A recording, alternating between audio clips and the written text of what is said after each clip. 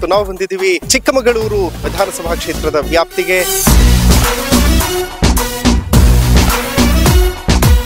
In fact Chikkamagaluru ಅಂದ ತಕ್ಷಣ ನಮ್ಮೆಲ್ಲರಿಗೂ ಕೂಡ ನೆನಪಾಗೋದು ಹಿಂದುತ್ವದ ಫೈರ್ ಬ್ರ್ಯಾಂಡ್. ಸೊ ಇದು ಸಿಟಿ ರವಿ ಅವರ ಮನೆ. ಒಬ್ಬ ಮುಸಲ್ಮಾನ ಆಂಕರ್, ಹಿಂದುತ್ವದ ಫೈರ್ ಬ್ರ್ಯಾಂಡ್. ಇದನ್ನ ಮೀರಿ ಆದ್ಮೇಲೆ ಭಾರತೀಯರು ಹೋದೋ ಅಲ್ವೋ, ನನಗೆ ಮುಸಲ್ಮಾನರ ಬಗ್ಗೆ ಭೇದ ಇಲ್ಲ. ಒಬ್ಬ ರಾಜಕಾರಣಿಗೆ ಹೇಗೆ ಸೂಟ್ ಆಗ್ಬೇಕು ಹಾಗೆ ಅವರ ತಿರಿಸಿರುತ್ತೆ. ಮನೆಯೇ ಮಂತ್ರಾಲಯ, ಮನಸ್ಸೇ ದೇವಾಲಯ. 100% ಆಕ್ಸಿಜನ್ ಜೋನು. ಎಲ್ಲೂ ಮೂಗಿಡ್ಕೊಳ್ಬೇಕಾದಂತ ಉಸಿರು ಕಟ್ಟುವ ವಾತಾವರಣ ಇಲ್ವೇ ಇಲ್ಲ. ಭಾರತವನ್ನ ಇಸ್ಲಾಂ ರಾಷ್ಟ್ರ ಮಾಡಿಬಿಡ್ತೀವಿ ಅನ್ನುವಂತ ಹಗಲುಗನಸು ಕಾಣ್ತಾ ಇದ್ದಾರೆ. ಮುಸ್ಲಿಂ ರಾಷ್ಟ್ರದಲ್ಲೂ ಪರೇಶಾನ್, ಇಲ್ಲೂ ಪರೇಶಾನ್. ಏನ್ ಈ ಪರೇಶಾನಿಗೆ ಕಾರಣ ಅಂತ? ಈಶ್ವರ ಅನ್ನೋದನ್ನ ಮುಸಲ್ಮಾನರು ಅಲ್ಲ ಅಂತ ಅಂದ್ಕೊಂಡ್ರೆ ಏನು ತಪ್ಪಿಲ್ಲ. ತಪ್ಪು ಎಲ್ಲಿ ಬರುತ್ತೆ ಅಂದ್ರೆ ಅಲ್ಲ ಒಬ್ಬನೇ ದೇವರು ಅಂದಾಗ ಮಾತ್ರ ತಪ್ಪಾಗುತ್ತೆ. ಪುಸ್ತಕ ಓದೋದೊಂದು ಅಭ್ಯಾಸ ಇದೆ. ಬೈಬಲ್ನು ಓದಿದ್ದೀನಿ, ಕುರಾನ್ನು ಓದಿದ್ದೀನಿ. ಆಯತ್ ನಿಮಗೆ ಇಷ್ಟ ಆಗಿದ್ದಿದ್ಯಾ ಅಂತ? ಗಾಂಧಿ ಹೆಸರಿಟ್ಕೊಂಡ್ರು, ಗಾಂಧಿ ಚಿಂತನೆಗಳನ್ನ ಮೂಲೆ ಗುಂಪು ಮಾಡಿದ್ರು. ಸಿಟಿ ರವಿ ಭಾಳ ಮಾತಾಡ್ತಾನಪ್ಪ, ಭಾಳ ಸ್ಟಡಿ ಮಾಡಿ ಬರ್ತಾನೆ, ಎಷ್ಟು ಟೈಮ್ ತಗೋತಾನಂತೆ. ಹೇಗೆ ಸರ್, ಲವ್ ಮ್ಯಾರೇಜ್ ಹೇಗೆ ಅಂತ ಇಬ್ಬರದು?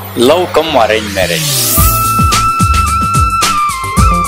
ಬೆಳಗಾವಿಯ ಘಟನೆ ಆದ ನಂತರ ಮೇಡಮ್ ತಪ್ಕೊಂಡು ಅಳ್ತಾ ಇದ್ರು. ಆಕ್ಚುಲಿ ಸಿಟಿ ರವಿ ಅವರು ಸೋಲನ್ ಹೇಗ್ ನೋಡ್ತಾರೆ ಅಂತ. ಸಿಟಿ ರವಿ ಅವರನ್ನ ಪಿತೂರಿ ಮಾಡಿ ಸೋಲಿಸಿದ್ರು. ರೀಸೆಂಟ್ಲಿ ಮದ್ದೂರು ಇನ್ಸಿಡೆಂಟ್ ಬಗ್ಗೆ ನಾವು ಮಾತಾಡ್ಲೇಬೇಕು. ತಲೆ ತೆಗಿತೀವಿ ಅಂತೇನೋ ಹೇಳಿದ್ರು ಅಂತಾರೆ. ಈ ಕಾರ್ಯಕ್ರಮದ ಪ್ರಾಯೋಜಕರು ವಿನಯ್ ಕುಮಾರ್ ತರೀಕೆರೆ, ಮಹಾಪ್ರಧಾನ ಕಾರ್ಯದರ್ಶಿ, ಬೆಂಗಳೂರು ಕೇಂದ್ರ ಲೋಕಸಭಾ ಕ್ಷೇತ್ರ, ಯುವ ಜನತಾ ದಳ. ಗೋಲ್ಡ್ ಲೋನ್ ಇಂಟ್ರೆಸ್ಟ್ ಎಷ್ಟು? 13,000 per month. ಅಭಯನಲ್ಲಿ ಇವತ್ತಿನ ಗೋಲ್ಡ್ ಪ್ರೈಸ್ ಚೆಕ್ ಮಾಡಿದ್ಯಾ? ಇಲ್ಲ. ಅಭಯನಲ್ಲಿ ಗೋಲ್ಡ್ ಸೇಲ್ ಮಾಡು, ಗೋಲ್ಡ್ ಇಂಟ್ರೆಸ್ಟ್ ಸೇವ್ ಮಾಡು. ಅಭಯ ಗೋಲ್ಡ್ ಬಯರ್ಸ್. ವೀಕ್ಷಕರೇ ನಮಸ್ಕಾರ, ನೀವು ನೋಡ್ತಾ ಇದ್ದೀರಾ ಹೆಲೋ ಹಿಂದೂ. ನಾನು ಸೈಯದ್ ಹಿದಾಯತ್. ಇವತ್ತು ನಾವು ಬಂದಿದ್ದೀವಿ ಚಿಕ್ಕಮಗಳೂರು ವಿಧಾನಸಭಾ ಕ್ಷೇತ್ರದ ವ್ಯಾಪ್ತಿಗೆ. ಇನ್ಫ್ಯಾಕ್ಟ್ ಚಿಕ್ಕಮಗಳೂರು ಅಂದ ತಕ್ಷಣ ನಮ್ಮೆಲ್ಲರಿಗೂ ಕೂಡ ನೆನಪಾಗೋದು ಹಿಂದುತ್ವದ ಫೈರ್ ಬ್ರ್ಯಾಂಡ್ ಸಿಟಿ ರವಿ ಅವರ ಫೇಸ್. ಸೊ ಇದು ಸಿಟಿ ರವಿ ಅವರ ಮನೆ. ಹೊರಗಡೆಯಿಂದ ನೋಡ್ತಾ ಇದ್ದೀರಿ. ಸೊ ಕಂಪ್ಲೀಟ್ ಮನೆಯ ಟೂರ್ ಅನ್ನ ಇವತ್ತು ನಾನು ಮಾಡೋದಕ್ಕೆ ಬಂದಿದ್ದೀನಿ. ಮಾತಾಡಿಸ್ತಾ ಹೋಗೋಣ. ಮನೆಯ ಹೊರಗಡೆ ಎಂಟರ್ ಆದ ತಕ್ಷಣ ನಮಗೆ ಗೌರಿ ಗಣೇಶ ಹಬ್ಬದ ಬ್ಯಾನರ್ ಕಾಣ ಸಿಗುತ್ತೆ. ಮತ್ತು ಮನೆಯ ಮುಂದೆ ಬಿಜೆಪಿ ಬಾವುಟ ರಾರಾಜಿಸ್ತಾ ಇದೆ ಮತ್ತು ಭಗವಧ್ವಜ ರಾರಾಜಿಸ್ತಾ ಇರುವಂತಹದ್ದನ್ನ ನಾವು ಗಮನಿಸಬಹುದು. ಸೊ ಮನೆಗೆ ಎಂಟರ್ ಆದ ತಕ್ಷಣ ನಮಗೆ ಬಲಭಾಗದಲ್ಲಿ ಎಂಟರ್ ಮಾಡಿ ಒಳಗಡೆ ಬರಬೇಕಾಗ್ತದೆ. ಸೊ ಯಾರು ಬಂದ್ರು ಹೇಗೆ ಅನ್ನುವಂತಹದ್ದನ್ನ ವಿಚಾರಿಸಿಕೊಳ್ತಾರೆ. ಮತ್ತು ಈ ಭಾಗದಲ್ಲಿ ಕಂಪ್ಲೀಟ್ ಗಾರ್ಡನ್ ಏರಿಯಾ ಇರುವಂತಹದ್ದನ್ನ ಗಮನಿಸಬಹುದು. ಮತ್ತು ಇವತ್ತು ನಮ್ಮ ವಿಶಿಷ್ಟ ಅತಿಥಿಯನ್ನ ಮಾತಾಡಿಸ್ತಾ ಹೋಗ್ತೇನೆ. ಇನ್ಫ್ಯಾಕ್ಟ್ RSSಗೆ 100 ವರ್ಷವಾಗಿದೆ. ಸೊ ಈ ಸಂದರ್ಭದಲ್ಲಿ ಅವರನ್ನ ಮಾತಾಡಿಸೋದು ವರ್ತ್ ಅಂತ ನನಗೂ ಕೂಡ ಫೀಲ್ ಆಗ್ತಿತ್ತು. ಹಾಗಾಗಿ ಬಂದಿದ್ದೇನೆ. ಇಲ್ಲಿ ಕಂಪ್ಲೀಟ್ ಗಾರ್ಡನ್ ಸ್ಪೇಸ್ ಇರುವಂತಹದ್ದನ್ನು ನೋಡಬಹುದು. ಮುಂಜಾನೆ ಎದ್ದ ತಕ್ಷಣ ಪೂಜೆ ಪುನಸ್ಕಾರಗಳ ಮೂಲಕ ದಿನಚರಿ ಆರಂಭ ಮಾಡ್ತಾರೆ ನಮ್ಮ ಇವತ್ತಿನ ಅತಿಥಿ. ಸೊ ಬನ್ನಿ, ಸಿಟಿ ರವಿ ಅವರ ಹೋಮ್ ಟೂರ್ ಮಾಡೋದಕ್ಕೆ ನಾವು ಇವತ್ತು ಬಂದಿದ್ದೀವಿ. ಮಾತಾಡಿಸ್ತಾ ಹೋಗೋಣ. ಇನ್ಫ್ಯಾಕ್ಟ್ ಒಳಗಡೆ ಎಂಟರ್ ಆದ ತಕ್ಷಣ ನಮಗೆ ತುಳಸಿ ಕಟ್ಟೆ ಹಾಗೂ ವಿಶಿಷ್ಟವಾದಂತಹ ಒಂದು ಫೀಲ್ ಕೊಡುವಂತಹ ಒಂದಷ್ಟು ಸಲಕರಣೆಗಳಿರುವಂಥದ್ದು ನೋಡಬಹುದು. ಸೊ ನಮ್ಮ ಅತಿಥಿ ಸಿಟಿ ರವಿ ಸಾಹೇಬ್ರು. ಸರ್, ಕಾರ್ಯಕ್ರಮಕ್ಕೆ ಪ್ರೀತಿಯ ಸ್ವಾಗತ. ಧನ್ಯವಾದ, ನಮಸ್ಕಾರ. ನನಗೆ ಬಹಳಷ್ಟು ಜನ ಹೇಳ್ತಾ ಇದ್ರು ಇವತ್ತು ಒಬ್ಬ ಮುಸಲ್ಮಾನ ಆಂಕರ್ ಮತ್ತು ಹಿಂದುತ್ವದ ಫೈರ್ ಬ್ರ್ಯಾಂಡ್ ಇಬ್ರು ಕೂಡ ಒಂದೇ ಫ್ರೇಮ್ ಅಲ್ಲಿ ನೋಡೋದಕ್ಕೆ ಸಿಗ್ತಾರೆ ಅಂತ. ನನಗಂತೂ ಬಹಳ ಕ್ಯೂರಿಯಾಸಿಟಿ ಮತ್ತು ಖುಷಿ ತಮ್ಮ ಜೊತೆ ಮಾತಾಡಿಸ್ತಾ ಇದ್ದೀನಿ ಅಂತ. ತಮಗೆ ಹೇಗೆ ಫೀಲ್ ಇದೆ ಸರ್ ಅಂತ? ನೋಡಿ, ನಾವು ಇದನ್ನ ಮೀರಿ ಆದ್ಮೇಲೆ ಭಾರತೀಯರು ಹೋದೋ ಅಲ್ವೋ. ಕರೆಕ್ಟ್. ಮತ್ತೆ ಹಿಂದೂ ದರ್ಶನಗಳು ವಿಶ್ವ ಕುಟುಂಬಕದ ಬಗ್ಗೆ ಮಾತಾಡ್ತವೆ. ವಸುದೈವ ಕುಟುಂಬಕ ಅಂತ ಮಾತಾಡುತ್ತೆ. ಹಿಂದೂಗಳ ಅಂತಿಮ ಪ್ರಾರ್ಥನೆ ಹಿಂದೂಗಳಿಗೆ ಮಾತ್ರ ಸುಖವಾಗಿರ್ಲಿ ಅಂತ ಅಲ್ಲ, ಸರ್ವೇ ಜನೋ ಸುಖಿನೋ ಭವಂತು ಅಂತ ಹೇಳಿ.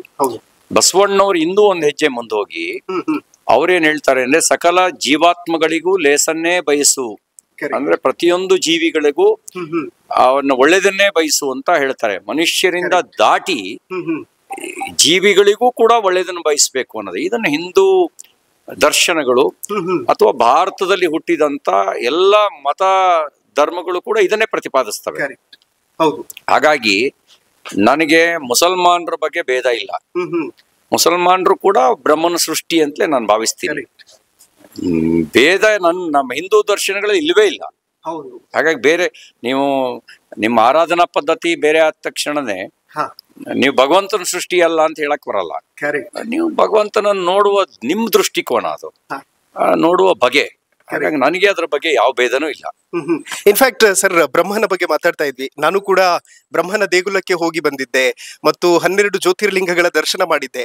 ಇದು ಸೆಕ್ಯುಲರಿಸಂ ಅಲ್ಲ ಅನ್ನುವಂಥದ್ದನ್ನ ಆ ಸಮುದಾಯ ಹೇಳುತ್ತೆ. ನಿಮ್ಗೆ ಜಾತ್ಯತೀತ ಅನ್ನೋದರ ಪರಿಭಾಷೆ ಸರ್ವ ಪಂಥ ಸಮಭಾವ. ಕರೆಕ್ಟ್. ಎಲ್ಲ ಮತಪಂಥಗಳನ್ನು ಸಮಾನವಾಗಿ ನೋಡ್ಬೇಕಾಗಿರೋದು ಜಾತ್ಯತೀತತೆ. ಹೌದು. ಡಿಸ್ಕ್ರಿಮಿನೇಟ್ ಮಾಡಬಾರದು ಅನ್ನೋದು ಜಾತ್ಯತೀತತೆ. ಓಲೈಸೋದು ಜಾತ್ಯತೀತತೆ ಅಲ್ಲ. ಏನಾಗ್ಬಿಟ್ಟಿದೆ ರಾಜಕಾರಣದಲ್ಲಿ, ಮತಗಳಿಕೆಗೋಸ್ಕರ ಒಂದು ಮತವನ್ನು ಓಲೈಸೋದು ಜಾತ್ಯತೀತತೆ ಅಂತ ಅನ್ಸ್ಬಿಟ್ಟಿದೆ. ಸರ್ವ ಪಂಥ ಸರ್ವ ಮತ ಸಮಭಾವ. ಧರ್ಮ ಜಗತ್ತಿಗಿರೋದು ಒಂದೇ. ಮತಧರ್ಮಗಳು ಬೇರೆ ಬೇರೆ ಇರ್ತವೆ, ವೃತ್ತಿ ಧರ್ಮ ಬೇರೆ ಇರುತ್ತೆ. ಆದ್ರೆ ಧರ್ಮ ಅನ್ನೋದು ಜಗತ್ತಿಗೆ ಒಂದೇ. ಅದು ಯಾವುದು ಅಂದ್ರೆ ಸತ್ಯ ಹೇಳೋದು ಧರ್ಮ, ಸುಳ್ಳು ಹೇಳಿದ್ರೆ ಅದು ಧರ್ಮ. ಎಲ್ರನ್ನು ಎಲ್ರಿಗೂ ಪ್ರೀತಿಯಿಂದ ಕಾಣೋದು ಧರ್ಮ. ದ್ವೇಷ ಮಾಡಿದ್ರೆ ಅದು ಅಧರ್ಮ. ನ್ಯಾಯ ಧರ್ಮದ ಪರವಾಗಿರುತ್ತೆ, ಅನ್ಯಾಯ ಮಾಡಿದ್ರೆ ಅದು ಅಧರ್ಮ ಆಗತ್ತೆ.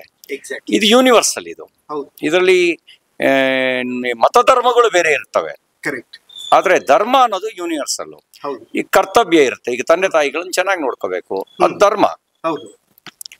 ತಾಯಿ ತನ್ನ ಮಗುವನ್ನ ಪ್ರೀತಿಯಿಂದ ನೋಡ್ಬೇಕು, ಅದು ಧರ್ಮ.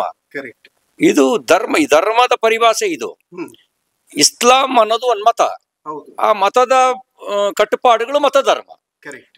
ಆ ಮತಧರ್ಮಗಳು ಬೇರೆ, ಧರ್ಮ ಬೇರೆ. ಈಗ ವೈಷ್ಣವ ಅನ್ನೋದು ಒಂದು ಮತ, ಆ ಮತದ ಕಟ್ಟುಪಾಡುಗಳು ಆ ಮತ ಧರ್ಮ. ಶೈವ ಅನ್ನೋದು ಒಂದು ಮತ, ಆ ಮತದ ಕಟ್ಟುಪಾಡುಗಳು ಆ ಮತ ಧರ್ಮ. ಹಾಗೆಯೇ ವೃತ್ತಿ ಧರ್ಮ ಅಂತ ಇರುತ್ತೆ. ಕ್ಷತ್ರಿಯನಿಗೆ ಹೋರಾಟ ಮಾಡೋದು ಅವನ ವೃತ್ತಿ ಧರ್ಮ. ನ್ಯಾಯಾಧೀಶ ನ್ಯಾಯವನ್ನ ನೀಡೋದು ಅವನ ವೃತ್ತಿ ಧರ್ಮ. ನ್ಯಾಯಾಧೀಶ ಅಲ್ಲಿ ನ್ಯಾಯದ ಪರವಾಗಿ ತೀರ್ಪು ಕೊಡ್ಬೇಕು, ಅದು ಅವನ ವೃತ್ತಿ ಧರ್ಮ. ಅಲ್ಲಿ ಅನ್ಯಾಯ ಮಾಡಬಾರ್ದು, ಮೋಸ ಮಾಡಬಾರ್ದು, ಅದು ವೃತ್ತಿ ಧರ್ಮ. ವ್ಯಾಪಾರ ಮಾಡೋನು ವ್ಯಾಪಾರಿ, ಅವನು ವ್ಯಾಪಾರಿಗೂ ಒಂದು ವೃತ್ತಿ ಧರ್ಮ ಇದೆ. ಅವನು ಏನೋ ಗ್ರಾಹಕರಿಗೆ ಮೋಸ ಮಾಡದಂತೆ ಮಾಡೋದು ಅವನ ವ್ಯಾಪಾರಿ ಧರ್ಮ. ಅದಕ್ಕೆ ಭಾರತದಲ್ಲಿ ವ್ಯಾಪಾರ ಮಾಡಬೇಕಾದ್ರೂ ಕೂಡ ಧರ್ಮವನ್ನು ಪಾಲಿಸ್ತಾರೆ.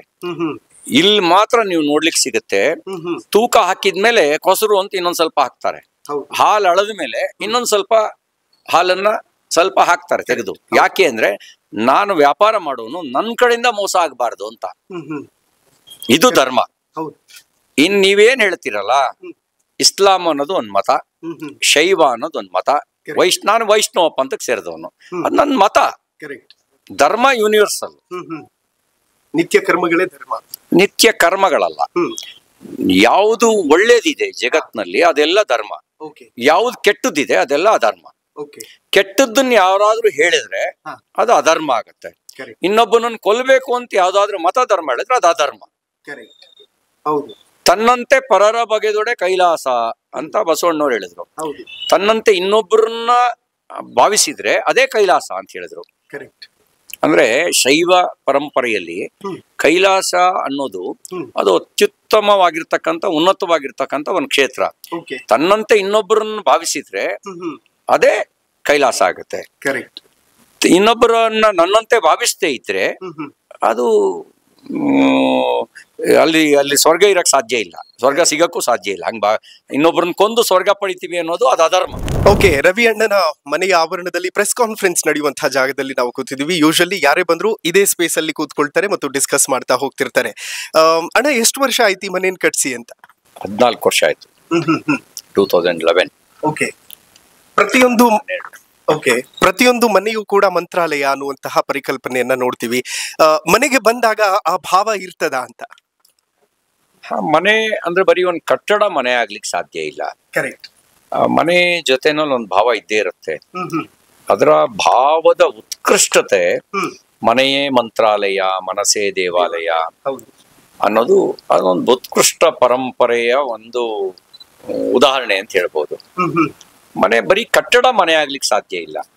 ಮನೆ ಅಂದ್ರೆ ಮನೆ ಒಳಗೆ ಒಂದ್ ಪ್ರೀತಿ, ಒಂದ್ ಸಂಸ್ಕಾರ, ಸಂಬಂಧಗಳಿರುವಂತ ಅದು ಮಾತ್ರ ಮನೆ ಆಗತ್ತೆ. ಇಲ್ಲ ಮನೆ ನರಕ ಹಂಗೆ ಸಂಬಂಧಗಳಿದ್ರೆ, ಸಂಸ್ಕಾರ ಇದ್ರೆ, ಪರಸ್ಪರ ಪ್ರೀತಿ ಇದ್ರೆ ಮನೆಯೇ ಸ್ವರ್ಗ ಆಗ್ಬಿಡ್ಬೋದು. ಇಲ್ಲದ್ರೆ ಮನೆನೇ ನರಕ ಆಗ್ಬಿಡ್ಬೋದು. ಹಾಗೆ ನಮ್ಮ ಮನೆ ನನ್ಗೆ ಸ್ವರ್ಗನೇ. ಅಮೇಸಿಂಗ್ ಅಣ್ಣ. RSS ಗೆ 100 ವರ್ಷವಾಗಿದೆ. ಪ್ರತಿಯೊಬ್ಬರು ಕೂಡ ಈ ಬಗ್ಗೆ ಹರ್ಷವನ್ನ ವ್ಯಕ್ತಪಡಿಸ್ತಾ ಇದ್ದಾರೆ. RSS ಬದುಕಿಗೆ ಹೇಗೆ ನಿಮಗೆ ಅಡಿಪಾಯ ಆಯ್ತು ಅಂತ? ನೋಡಿ, ನಮ್ಮ ಭಾರತದಲ್ಲಿ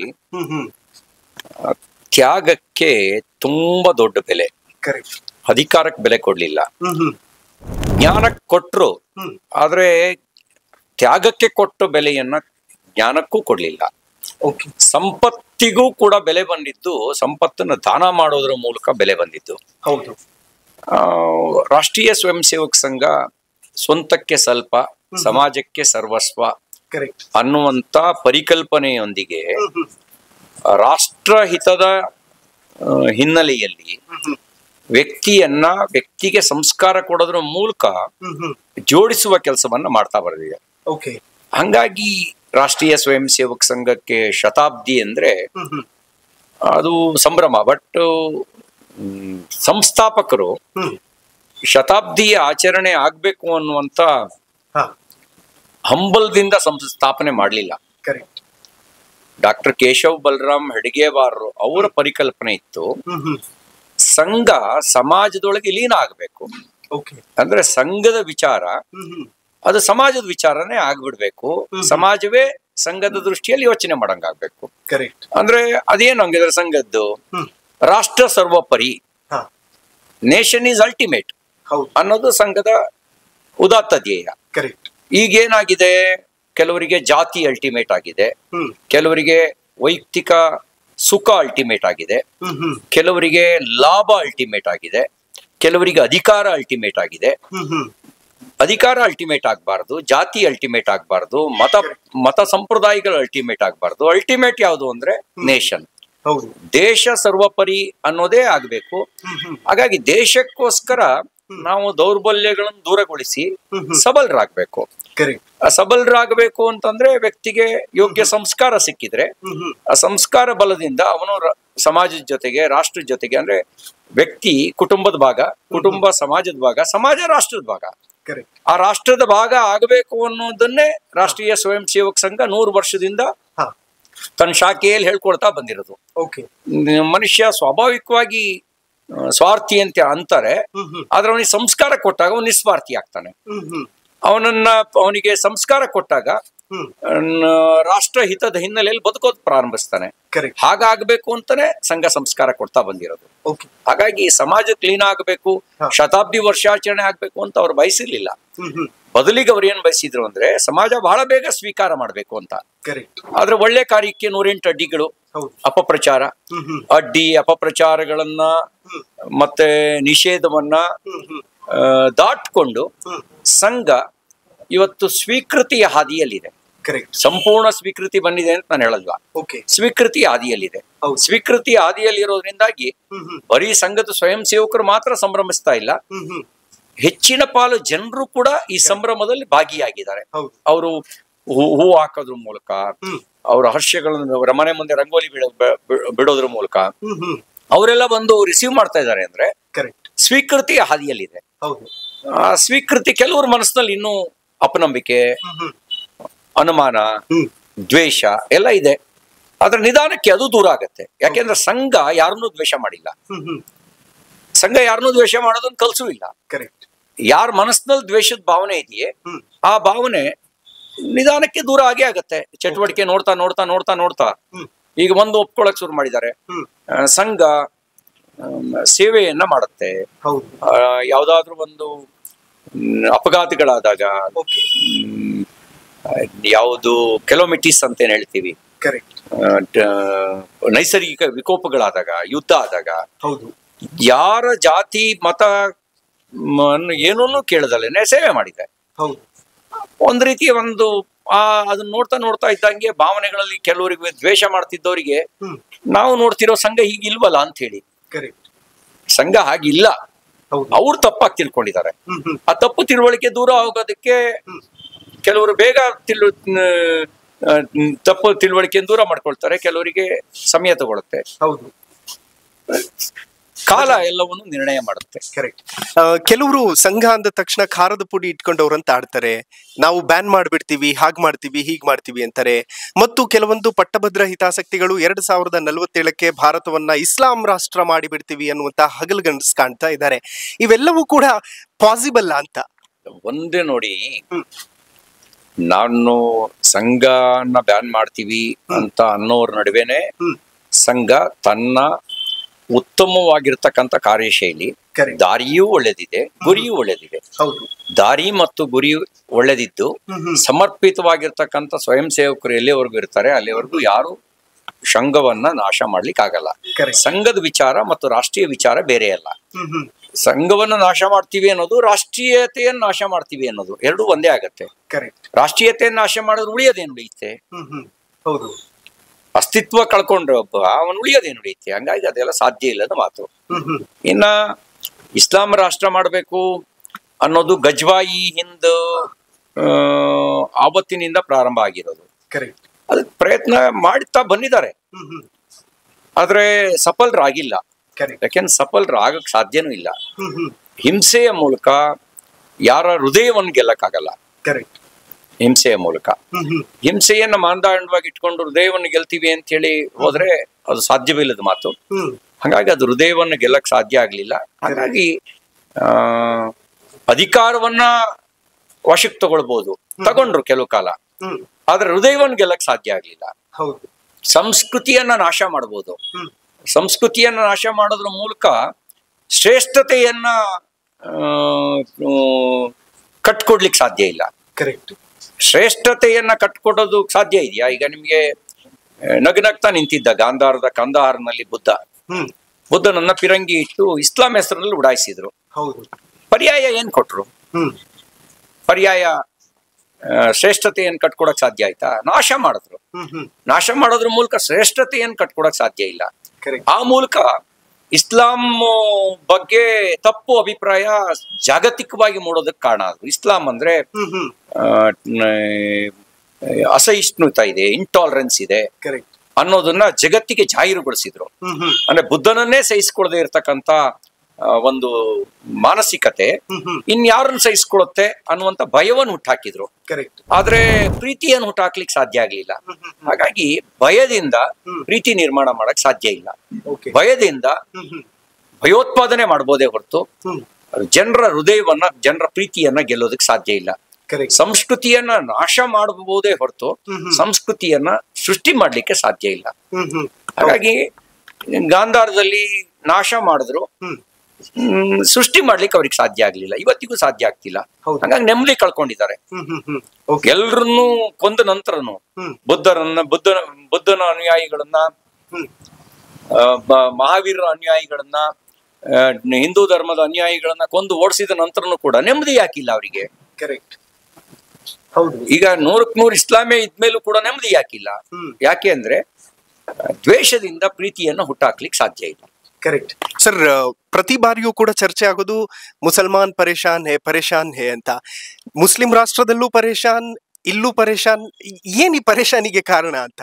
ಒಂದು ಮಾನಸಿಕ ನೋಡಿ, ಈಗ ಏನಾಗ್ತದೆ ಜಗತ್ತಿನಲ್ಲಿ ಮತಧರ್ಮಗಳನ್ನು ನಾವು ಸೃಷ್ಟಿ ಮಾಡ್ಕೊಂಡಿದೀವಿ. ಜಗತ್ತಿನ ಸೃಷ್ಟಿಯನ್ನ ಭಗವಂತ ಮಾಡಿದ್ದಾನೆ. ಮತಧರ್ಮಗಳು ನೆಮ್ಮದಿ ಕಂಡ್ಕೊಳ್ಳಕ್ಕೆ ಉಪಯೋಗ ಆದ್ರೆ ತಪ್ಪಲ್ಲ. ಈಗ ಯಾರೋ ಒಬ್ಬರಿಗೆ ನಮಾಜ್ ಮಾಡೋದ್ರಿಂದ ನೆಮ್ಮದಿ ಸಿಗುತ್ತೆ, ಏನು ತಪ್ಪಲ್ಲ. ಇನ್ಯಾರೋ ಒಬ್ಬರಿಗೆ ಪೂಜೆ ಮಾಡೋದ್ರಿಂದ ನೆಮ್ಮದಿ ಸಿಗುತ್ತೆ, ಇನ್ಯಾರೋ ಒಬ್ಬರಿಗೆ ಮೌನವಾಗಿ ಕೂತ್ಕೊಳ್ಳೋದ್ರಿಂದ ನೆಮ್ಮದಿ ಸಿಗುತ್ತೆ. ಈ ವ್ಯಕ್ತಿಗತ ನೆಮ್ಮದಿಯನ್ನು ಕಂಡುಕೊಳ್ಳೋದಕ್ಕೆ ಮತಧರ್ಮಗಳು ಉಪಯೋಗ ಆದ್ರೆ ಏನೂ ತಪ್ಪಲ್ಲ. ಆದ್ರೆ ಮತಧರ್ಮಗಳು ಅದು ಅತಿಕ್ರಮಣಕ್ಕೆ ಬಳಕೆ ಆಗಬಾರ್ದು, ಕರೆಕ್ಟ್, ನಾಶಕ್ಕೆ ಬಳಕೆ ಆಗಬಾರ್ದು. ಈಗ ಇಸ್ಲಾಂ ಹೆಸರಿನಲ್ಲಿ ಅತಿಕ್ರಮಣ ಮಾಡಿದ್ರಿಂದ, ಇಸ್ಲಾಂ ಹೆಸರಿನಲ್ಲಿ ನಾಶಕ್ಕೆ ಕೈ ಹಾಕಿದ್ರಿಂದ ಜಗತ್ತಿನ ನೆಮ್ಮದಿಗೆ ಭಂಗ ಬಂತು. ಕರೆಕ್ಟ್. ಸಂಪೂರ್ಣ ಮುಸಲ್ಮಾನರೇ ಇರೋ ಕಡೆಗೂ ಕೂಡ ಈ ಒಂದು ಬೇರೆ ಬೇರೆ ನೆಪ ತೆಗೆದು ಬಾಂಬ್ ಹಾಕೊಳ್ಳುವಂತ ಪ್ರವೃತ್ತಿ ಬೆಳೀತು. ಈಗ ಸಿರಿಯಾದಲ್ಲಿ, ಇರಾನ್ನಲ್ಲಿ, ಇರಾಕ್ನಲ್ಲಿ, ಅಫ್ಘಾನಿಸ್ತಾನ್ನಲ್ಲಿ ಬಹುತೇಕ ಮುಸಲ್ಮಾನರೇ ಇರೋದು. ಆದ್ರೂ ಯಾಕೆ ನೆಮ್ಮದಿ ಇಲ್ಲ? ಒಂದು ಸಾರಿ ಆ ಮತವನ್ನ ಪ್ರತಿಪಾದಿಸ್ತಕ್ಕಂತ ವಿದ್ವಾಂಸಗಳು ತಪ್ಪೆಲ್ಲಿದೆ ಅಂತ ಹುಡುಕ್ಬೇಕು. ಒಂದು ಫುಲ್ ಸ್ಟಾಪ್ ಚೇಂಜ್ ಮಾಡಕ್ಕಾಗಲ್ಲ ಅಂದ್ರೆ ನೆಮ್ಮದಿ ಉಳಿಯಕ್ ಸಾಧ್ಯ ಇಲ್ಲ.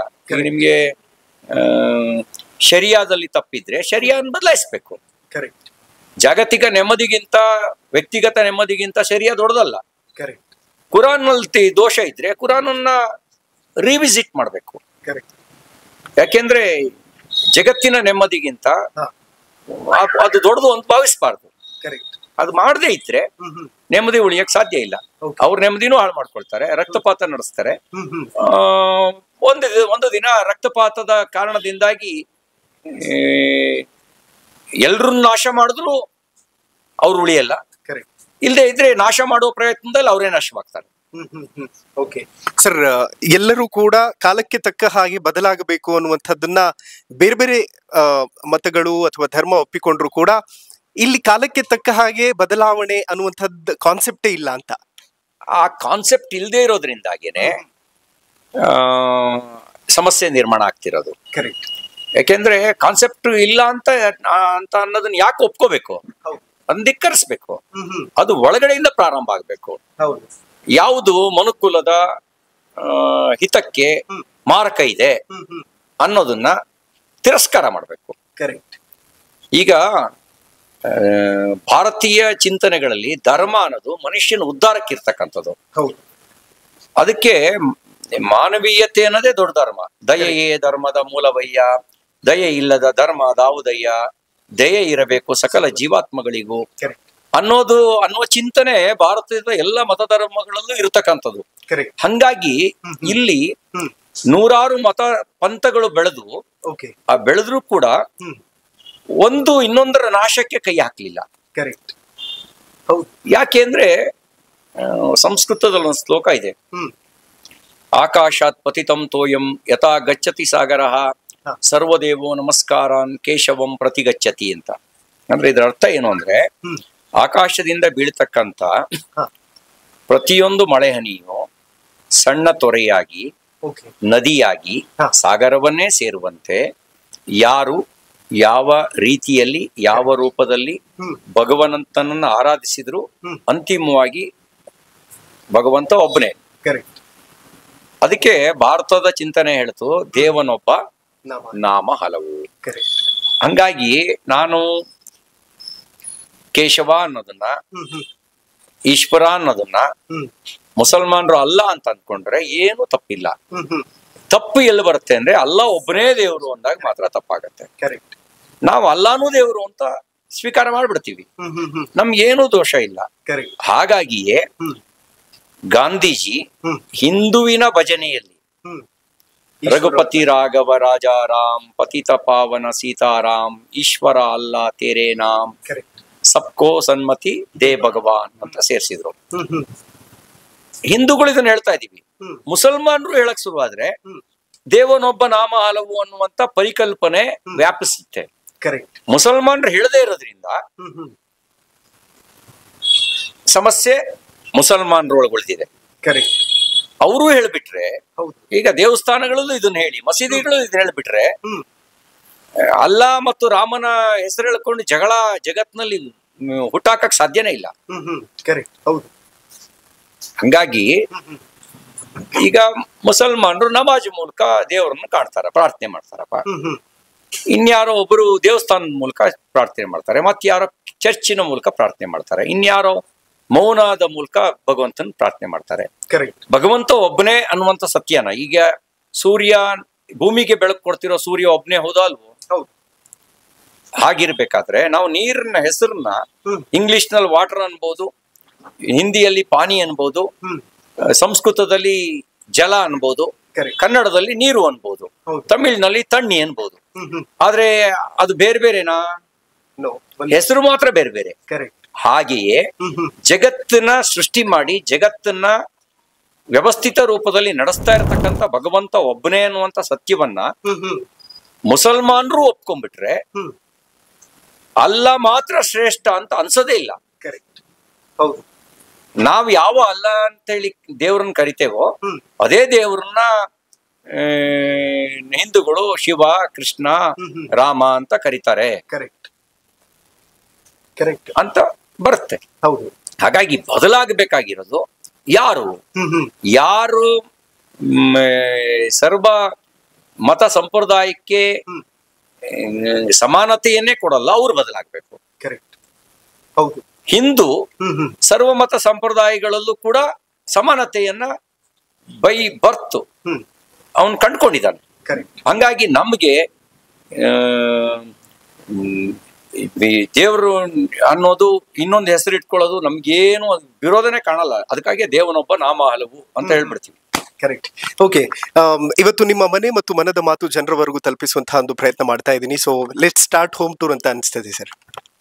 ಓಕೆ ವೀಕ್ಷಕರೇ, ನಾವೀಗ ಮನೆಯ ಹೊರಗಡೆ ಇರುವಂತಹ ಆವರಣದಲ್ಲಿ ನಿಂತ್ಕೊಂಡಿದ್ದೀವಿ. ದಿನನಿತ್ಯ ಪೂಜೆ ಪುನಸ್ಕಾರಗಳ ಮೂಲಕ ದಿನಚರಿ ಆರಂಭ ಆಗುತ್ತಾ ಹೇಗೆ ಅಂತ? ನಾವು ಪೂಜೆ ಮಾಡ್ತೀವಿ, ಪೂಜೆಯನ್ನೇ ಮಾಡಲ್ಲ. ನನ್ನ ದೃಷ್ಟಿಯಲ್ಲಿ ಕಾಯಕವೇ ಕೈಲಾಸ, ಕೆಲಸಕ್ಕೆ ಹೆಚ್ಚು ಅದರಲ್ಲೇ ದೇವ್ರನ್ನ ಕಾಣ್ತೀನಿ. ಆದ್ರೆ ಪೂಜೆ ಮಾಡೋದ್ರ ಮೂಲಕ, ಸ್ನಾನ ಮಾಡಿದ ತಕ್ಷಣ ಪೂಜೆ ಮಾಡೋದ್ರ ಮೂಲಕ ಶುರುವಾಗತ್ತೆ. ಹಾಗಂತ ಗಂಟೆಗಟ್ಲೆ ನಾನೇನು ಪೂಜೆ ಮಾಡಲ್ಲ. ಕೆಲವು ನಿಮಿಷಗಳ ಕಾಲ ಯಾವ್ದಾದ್ರು ಒಂದು ಸಂಸ್ಕಾರ ಪ್ರಧಾನವಾಗಿರ್ತಕ್ಕಂಥ, ಮನಸ್ಸಿಗೆ ನೆಮ್ಮದಿ ಕೊಡ್ತಕ್ಕಂಥ, ಸನ್ಮಾರ್ಗದಲ್ಲಿ ನಡೆಸ್ತಕ್ಕಂಥ ಯಾವ್ದಾದ್ರು ಒಂದು ಪುಸ್ತಕದ ಒಂದು ಪುಟವನ್ನು ಓದಿ ಒಂದ್ 2-3 ನಿಮಿಷಗಳ ಕಾಲ ಪೂಜೆ ಮಾಡಿ ಎಲ್ಲವೂ ಒಂದು 5-6 ನಿಮಿಷದಲ್ಲಿ ಮುಗಿಯುತ್ತೆ. ಅದಾದ್ಮೇಲೆ ಕಾಯಕವೇ ನನ್ನ ನಿತ್ಯದ ಪೂಜೆ. ವಾಕಿಂಗ್ ಮತ್ತು ಯೋಗ ಎಷ್ಟು ಸಮಯ ಮಾಡ್ತೀರಿ ಸರ್ ವರ್ಕೌಟ್ಗೆ ಅಂತ, ಫಿಟ್ನೆಸ್ಗೆ? ಅದು ಮಿನಿಮಮ್ 1 ಗಂಟೆ ಯೋಗ ಮಾಡ್ತೀನಿ. Walking depend upon the availability time. 40-45 ನಿಮಿಷ ವಾಕ್ ಮಾಡ್ತೀನಿ. ಅಲ್ಲಿ 1-1.25 ಗಂಟೆ ಓವರ್ ಆಲ್ ಎಲ್ಲ ಚಟುವಟಿಕೆ ಸೇರಿ, ಯೋಗ ಮತ್ತು ವಾಕ್ ಸೇರಿ. ಒಂದೊಂದ್ ದಿನ ವಾಕ್ ಸ್ಕಿಪ್ ಆಗುತ್ತೆ, ಯೋಗ ಸ್ಕಿಪ್ ಆಗಲ್ಲ. ಯೋಗ ಮಾಡೇ ಮಾಡ್ತೀನಿ. ವಾಕಿಂಗ್ ಒಂದಿನ ಮಾಡ್ತೀನಿ, ಒಂದಿನ ಮಾಡಲ್ಲ. ಅದು ಅವತ್ತಿನ ಟೈಮಿಂಗ್ಸ್ ಮೇಲೆ ಡಿಪೆಂಡ್ ಆಗುತ್ತೆ. ಓಕೆ ಸರ್, ಸುತ್ತ ಹಸಿರ ವಾತಾವರಣ ಇದೆ, ಎಷ್ಟು ಮುದ ಕೊಡುತ್ತೆ ಅಂತ ಇದು? ನಾವು ಅದು ಭಾರತದಲ್ಲಿ ಹುಟ್ಟೋದು, ಅದರಲ್ಲೂ ಕರ್ನಾಟಕದಲ್ಲಿ ಹುಟ್ಟೋದು, ಅದರಲ್ಲೂ ಚಿಕ್ಕಮಂಗ್ಳೂರಲ್ಲಿ ಹುಟ್ಟೋದು. ಅದು ಯಾವ್ದೋ ಪೂರ್ವ ಜನ್ಮದ ಪುಣ್ಯ ಇದ್ರೆ ಮಾತ್ರ. ಈ ಚಿಕ್ಕಮಂಗ್ಳೂರ್ ಇದೆಯಲ್ಲ, ಭೂಲೋಕದ ಸ್ವರ್ಗ. ಇಲ್ಲಿ ಎಲ್ಲವೂ ಇದೆ. ಇದನ್ನ ಆರಾಧಿಸುವ ಮನಸ್ಸಿದ್ ಬಿಟ್ರೆ ಇದೇ ಒಂದು ಭೂಲೋಕದ ಸ್ವರ್ಗ. 100% ಆಕ್ಸಿಜನ್ ಜೋನು. ಎಲ್ಲೂ ಮೂಗಿಡ್ಕೊಳ್ಬೇಕಾದಂತ ಉಸಿರು ಕಟ್ಟುವ ವಾತಾವರಣ ಇಲ್ವೇ ಇಲ್ಲ. ಕರ್ನಾಟಕದಲ್ಲಿ, ಭಾರತದಲ್ಲಿ ಹುಟ್ಟೋದೇ ಒಂದು ಪುಣ್ಯ. ಕರ್ನಾಟಕದಲ್ಲಿ ಹುಟ್ಟೋದು ಇನ್ನೂ ಹೆಚ್ಚಿನ ಪುಣ್ಯ. ಚಿಕ್ಕಮಂಗ್ಳೂರು ಹುಟ್ಟಬೇಕು ಅಂದ್ರೆ ಇನ್ನೂ ಅದಕ್ಕಿಂತ ಹೆಚ್ಚಿನ ಪುಣ್ಯ ಪಡೆದಿರ್ಬೇಕು. Correct sir. ಸ್ವರ್ಗ ಅನ್ನುವಂತಹ ಪರಿಕಲ್ಪನೆ ಬಗ್ಗೆ ಮಾತಾಡ್ತಾ ಇದ್ರಿ. ಜನ್ನತ್ ಅನ್ನೋದು ಸ್ವರ್ಗದ ಉರ್ದುವಿನ ಹೆಸರು, ಉರ್ದುವಿನ ಪರ್ಯಾಯ ಹೆಸರು. ಆದ್ರೆ ಹಿಂದೂ ಸ್ವರ್ಗಕ್ಕೆ ಹೋಗ್ಬೇಕು ಅಂದ್ರೆ ಅವ್ನು ಪುಣ್ಯ ಮಾಡ್ಬೇಕು. ಪುಣ್ಯ ಯಾವ್ದ್ರಲ್ಲಿ ಬರುತ್ತೆ ಅಂದ್ರೆ ಪರೋಪಕಾರದಿಂದ ಬರುತ್ತೆ. ಪಾಪ ಮಾಡಿದ್ರೆ ನರಕಕ್ಕೆ ಹೋಗ್ತಾನೆ. ಪರೋಪಕಾರಾಯ ಪುಣ್ಯಾಯ ಪರಪೀಡನಾಯ ಪಾಪಾಯ ಅಂತ ಹಿಂದೂ ದರ್ಶನಗಳು ಹೇಳ್ತವೆ. ಇನ್ನೊಬ್ರಿಗೆ ಪೀಡಿಸಿದ್ರೆ ಅದು ಪಾಪ ಬರುತ್ತೆ. ಪಾಪ ಮಾಡಿದವನು ನರಕಕ್ಕೆ ಹೋಗ್ತಾನೆ, ಪುಣ್ಯ ಮಾಡಿದವನು ಸ್ವರ್ಗಕ್ಕೆ ಹೋಗ್ತಾನೆ. ಸ್ವರ್ಗ ಪರ್ಮನೆಂಟ್ ಅಲ್ಲ. ಸ್ವರ್ಗವೂ ಕೂಡ ನಾವು ಗಳಿಸಿದ ಪುಣ್ಯದ ಆಧಾರದಲ್ಲಿ ವರ್ಷಗಳು ಆಗುವಷ್ಟು ಪುಣ್ಯ ಗಳಿಸಿದ್ರೆ 1 ವರ್ಷಕ್ಕೆ, ಆಮೇಲೆ ಮತ್ತೆ ಪುನರ್ಜನ್ಮ. ನಾವು ಮಾಡಿದ ಕರ್ಮಕ್ಕೆ ಅನುಗುಣವಾಗಿ ಪುನರ್ಜನ್ಮ ಚಕ್ರಕ್ಕೆ. ಆ ಪುನರ್ಜನ್ಮದಲ್ಲಿ ಮನುಷ್ಯನಾಗಿ ಹುಟ್ತೀವಿ ಅಂತಿಲ್ಲ, ಬೇರೆ ಬೇರೆ ಜೀವಿ ಜಂತುಗಳಾಗಿ ಕೂಡ ಹುಟ್ಟಬಹುದು. ಮನುಷ್ಯನಾಗಿ ಹುಟ್ಟೋದು ಬೇರೆ ಬೇರೆ ಜೀವ ಆದ ನಂತರ ಮನುಷ್ಯನಾಗಿ ಹುಟ್ಟತಾನೆ. ಮನುಷ್ಯನಾಗಿ ಹುಟ್ಟಿದವನು ಇಲ್ಲಿ ಮೋಕ್ಷ ಪಡೆಯೋದಕ್ಕೆ ದಾರಿ ಇದೆ ಅಂತ ಹೇಳುತ್ತೆ. ಮೋಕ್ಷ ಅನ್ನೋದೇನು ಅಂದ್ರೆ ಭಗವಂತನ ನಿಂದ ಬಂದಿದ್ದೇವೆ, ಭಗವಂತನಿಗೆ ಸೇರ್ಕೊಳ್ಳೋದು, ಭಗವಂತನ ಸಾನ್ನಿಧ್ಯನೇ ಆಗೋದು. ಅಂದ್ರೆ ದೇವ್ರಂತ ಮನುಷ್ಯ ಅಂತೀವಲ್ಲ. ಕರೆಕ್ಟ್. ಈಗ ಆ ದೃಷ್ಟಿಯಲ್ಲಿ ಮುಸಲ್ಮಾನ್ ಆಗಿ ಹುಟ್ಟಿದ್ರು ಕೂಡ APJ ಅಬ್ದುಲ್ ಕಲಾಂ ಮೋಕ್ಷವನ್ನು ಪಡೆದಿದ್ದಾರೆ. ಯಾಕೆ ಅಂದ್ರೆ ಅವ್ರು ಎಲ್ಲರ ದೃಷ್ಟಿಯಲ್ಲಿ ದೇವ್ರಂತ ಮನುಷ್ಯನಾಗಿ ಬದುಕಿದ್ರು, ಅಂತವ್ರು ಮೋಕ್ಷ ಪಡಿತಾರೆ. ಹಿಂದೂ ಧರ್ಮದಲ್ಲಿ ಅಂತಿಮ ಗುರಿ ಸ್ವರ್ಗ ಅಲ್ಲ, ಸ್ವರ್ಗ ನಡುವೆ ಮುಂದೆ ಹೋಗೋದು. ಅಂತಿಮ ಗುರಿ ಮೋಕ್ಷ.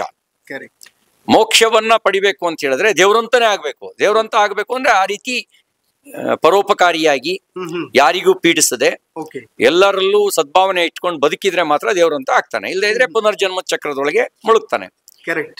ಇಸ್ಲಾಮಿನ ಸ್ವರ್ಗ ಅದು ಬೇರೆ ಕಲ್ಪನೆ ಕೊಡುತ್ತೆ. ಆ ಇಸ್ಲಾಮಿನ ಸ್ವರ್ಗಕ್ಕೂ ನಾವು ಹಿಂದೂಗಳ ಸ್ವರ್ಗಕ್ಕೂ ಬಹಳ ವ್ಯತ್ಯಾಸ ಇದೆ. ಇಸ್ಲಾಮಿಗೋಸ್ಕರ ಕೊಂದ್ರು ಕೂಡ ಇಸ್ಲಾಮಲ್ಲಿ ಸ್ವರ್ಗ ಸಿಗತ್ತೆ. ಆದ್ರೆ ಇಲ್ಲಿ ಇನ್ನೊಬ್ಬನ ಕೊಂದ್ರೆ ಸ್ವರ್ಗ ಸಿಗಲ್ಲ. ಪರೋಪಕಾರಿಯಾಗಿ ಪುಣ್ಯ ಸಂಪಾದನೆ ಮಾಡಿದ್ರೆ ಮಾತ್ರ ಇಲ್ಲಿ ಸ್ವರ್ಗ. ನಾನು ಯಾವಾಗ್ಲೂ ಕೂಡ ಹೇಳ್ತಾ ಇರ್ತೀನಿ, ಜನ್ನತ್ನ ಹುಡುಕುವ ರಾಹ್ನಲ್ಲಿ ಜನ್ನತ್ತಿಗೆ ಬೆಂಕಿ ಹಚ್ಚುವಂತಹ ಪ್ರಯತ್ನಗಳಾಗ್ತಾ ಇರುತ್ತೆ ಅಂತ. ಅಂದ್ರೆ ಇನ್ಫ್ಯಾಕ್ಟ್ ಕಾಶ್ಮೀರದ ಇನ್ಸಿಡೆಂಟ್ ಆಗಿರಬಹುದು ಮತ್ತು ಬೇರೆ ಬೇರೆ ಘಟನೆಗಳು. ಈಗ ಭೂಲೋಕದ ಸ್ವರ್ಗ ಅಂತ ಕಾಶ್ಮೀರ ಕರೆಯೋರು. ಒಂದ್ ಕಾಲದಲ್ಲಿ ಭೂಲೋಕ ಸ್ವರ್ಗವೇ ಆಗಿತ್ತು. ಇಸ್ಲಾಂ ಕಾಲಿಟ್ಟದ ದಿನದಿಂದ ಆ ಸ್ವರ್ಗಕ್ಕೆ ಬೆಂಕಿ ಹಚ್ಚೋ ಕೆಲಸ ನಡೀತು ಇಸ್ಲಾಂ ಹೆಸರಿನಲ್ಲಿ.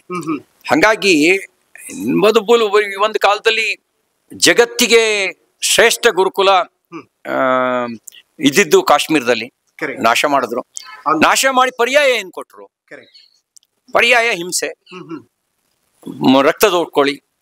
ಒಂದ್ ಕಾಲದಲ್ಲಿ ಭೂಲೋಕದ ಸ್ವರ್ಗ ಮಾತ್ರ ಅಲ್ಲ, ನಮಸ್ತೆ ಶಾರದಾ ದೇವಿ ಕಾಶ್ಮೀರ ಪುರವಾಸಿನಿ ಅಂತ ಶಾರದಾ ದೇವಿಯ ತವ್ರ ಮನೆ. ಅಂದ್ರೆ ಶಾರದೆ ಅಂದ್ರೆ ಜ್ಞಾನಕ್ಕೆ ದೇವತೆ. ಈಗ ಜ್ಞಾನಕ್ಕೆ, ನಾಲೆಡ್ಜಿಗೆ ಯಾರು ಗಾಡು ಅಂತ ಹೇಳಿದ್ರೆ ಗಾಡೆಸ್ ಅಂದ್ರೆ ಶಾರದೆ. ಅಂತದನ್ನ ಬೆಂಕಿ ಹಚ್ಚಿ ಏನ್ ಪಡೆದ್ರು? ಏನ್ ಪಡೆದಿದ್ದೇನು? ಓಕೆ, ವೆಲ್ ವೀಕ್ಷಕರೇ, ಈಗ ಮನೆಯ ದರ್ಶನವನ್ನ ಮಾಡಿಸ್ತಾ ಹೋಗ್ತೀನಿ. ಆಮೇಲೆ ಪತ್ರಿಕೆಗಳು ಕೂಡ ಈ ಕಡೆ ಈ ಭಾಗದಲ್ಲಿದೆ. ಸೊ ಎಷ್ಟು ಸಮಯ ಆಗ್ತದೆ ಅಣ್ಣ ಡೈಲಿ ತಿಳ್ಕೊಳ್ಳೋದಕ್ಕೆ ವಿಚಾರಗಳನ್ನ? ಯಾಕಂದ್ರೆ ತುಂಬಾ ಸ್ಟಡಿ ಮಾಡ್ತೀರಿ, ಪ್ರತಿನಿತ್ಯ ಏನೇನ್ ಆಗ್ತಿದೆ ಪತ್ರಿಕೆಗಳಲ್ಲಿ ಬರುವಂತದ್ದಾಗ್ಲಿ, ನ್ಯೂಸ್ ಚಾನೆಲ್ಗಳಲ್ಲಿ ಪತ್ರಿಕೆಗಳನ್ನು ಒಂದ್ಸರಿ ಓದಿ ಅವತ್ ಯಾವ್ದು ನಾವು ಅಟೆಂಡ್ ಮಾಡ್ಬೇಕಾಗಿದೆ, ರಿಯಾಕ್ಟ್ ಮಾಡ್ಬೇಕಾಗಿದೆ ಇಂಥದನ್ನ ಗಮನಿಸ್ತಾ ನಾನು ಇನ್ನು ಬಾಕಿ ಸಮಯ ಸಿಕ್ಕಿದಾಗ ಪುಸ್ತಕ ಓದೋದೊಂದು ಅಭ್ಯಾಸ ಇದೆ. ಆ ರೀತಿ ಪುಸ್ತಕವನ್ನು ಓದ್ತಾ ನಮ್ಮ ಜ್ಞಾನವನ್ನು ವಿಸ್ತರಿಸಿಕೊಳ್ಳುವಂತ ಪ್ರಯತ್ನ ಮಾಡ್ತೀನಿ. ಅದರಲ್ಲಿ ಬೈಬಲ್ನು ಓದಿದ್ದೀನಿ, ಕುರಾನ್ನು ಓದಿದ್ದೇನೆ. ಕೆಲವು ಆಯಾತ್ಗಳು ಯಾವ ಸೂರಾದಲ್ಲಿ ಯಾವ ಆಯಾತ್ ಇದಾವೆ ಎಲ್ಲವೂ ಕೂಡ ಕೆಲವು ಗೊತ್ತಿದಾವೆ. ರೆಫರೆನ್ಸಿಗೆ ಬೇಕಂತೂ ತಿಳ್ಕೊಂಡಿದೀವಿ. ಓಕೆ, ಯಾವುದಾದ್ರೂ ಪರ್ಟಿಕ್ಯುಲರ್ ಆಯತ್ ನಿಮಗೆ ಇಷ್ಟ ಆಗಿದ್ದಿದ್ಯಾ ಅಂತ? ಒಂದು ಏನಾಗಿದೆ, ಮುಸಲ್ಮಾನನ್ನ ಪ್ರೀತಿಸ್ಬೇಕು ಅನ್ನೋದನ್ನ ಮನುಷ್ಯರನ್ನೆಲ್ಲ ಪ್ರೀತಿಸ್ಬೇಕು ಅಂತ ವಿಸ್ತರಿಸ್ಬಿಟ್ರೆ ಸಮಸ್ಯೆನೇ ಇರಲ್ಲ. ಮುಸಲ್ಮಾನ್ ಪ್ರೀತಿಸ್ಬೇಕು ಅಂತ ಹೇಳುತ್ತೆ. ಮುಸ್ಲಿಂ ಜಗತ್ತಿನ ಬಗ್ಗೆ ಮಾತ್ರ ಚಿಂತನೆ ಮಾಡುತ್ತೆ. ಜಗತ್ತಿನ ಬಗ್ಗೆ ಚಿಂತಿಸ್ಬಿಟ್ರೆ ಡಿಸ್ಪ್ಯೂಟೇ ಬರೋದಿಲ್ಲ. ಅದನ್ನ ವಿಸ್ತರಿಸ್ಬೇಕು, ಅದನ್ನ ಕಾರ್ಯವ್ಯಾಪ್ತಿನ ವಿಸ್ತರಿಸ್ಬೇಕು. ಬಟ್ ಎಲ್ಲೋ ಒಂದು ಕಡೆ ಈ ತರ ಜಕಾತ್ನ ಪರಿಕಲ್ಪನೆ ಒಳ್ಳೇದು. ಆ ಜಕಾತ್ನ ದಾನ ಕೊಡಬೇಕು ಅನ್ನೋಂತ ಪರಿಕಲ್ಪನೆ ಇದೆಯಲ್ಲ, ಅದು ತುಂಬಾ ಒಳ್ಳೇದೆ.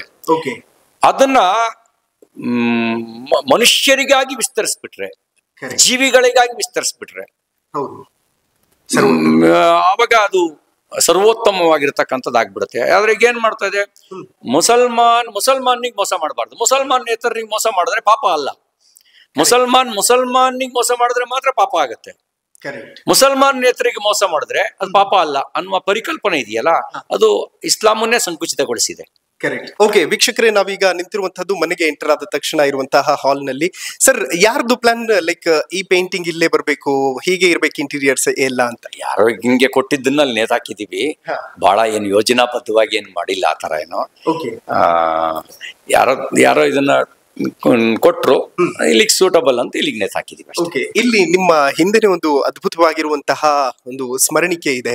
ಸೊ ಯಾರೋ ಕೊಟ್ಟಿದ್ದು ನಂಗೆ ಅಲ್ಲಿಗೆ ಹಾಕಿದೀವಿ ಅಷ್ಟೇ. ಬಹಳ ಜನ ನಿಮ್ಮ ಸ್ಟೈಲ್ ಬಗ್ಗೆ ಚರ್ಚೆ ಮಾಡ್ತಿರ್ತಾರಣ್ಣ. ಲೈಕ್ ಸ್ಟೈಲ್ ಬಗ್ಗೆ ಅಂದ್ರೆ ಕಾಸ್ಟ್ಯೂಮ್ ವೈಸ್ ಪರ್ಫೆಕ್ಷನ್ ಇದೆ ಸಿ ಟಿ ರವಿ ಅವ್ರದ್ದು. ಒಬ್ಬ ರಾಜಕಾರಣಿಗೆ ಹೇಗೆ ಸೂಟ್ ಆಗ್ಬೇಕು ಹಾಗೆ ಅವರ ಧರಿಸಿರುತ್ತೆ ಅಂತ. ನಮ್ಮಲ್ಲಿ ಗೌರಮ್ಮ ಬಸವೇಗೌಡರು ಅಂತ ಒಬ್ರು ಇದ್ರು. ನಾವು ಚಿಕ್ಕಮಗಳೂರಿನ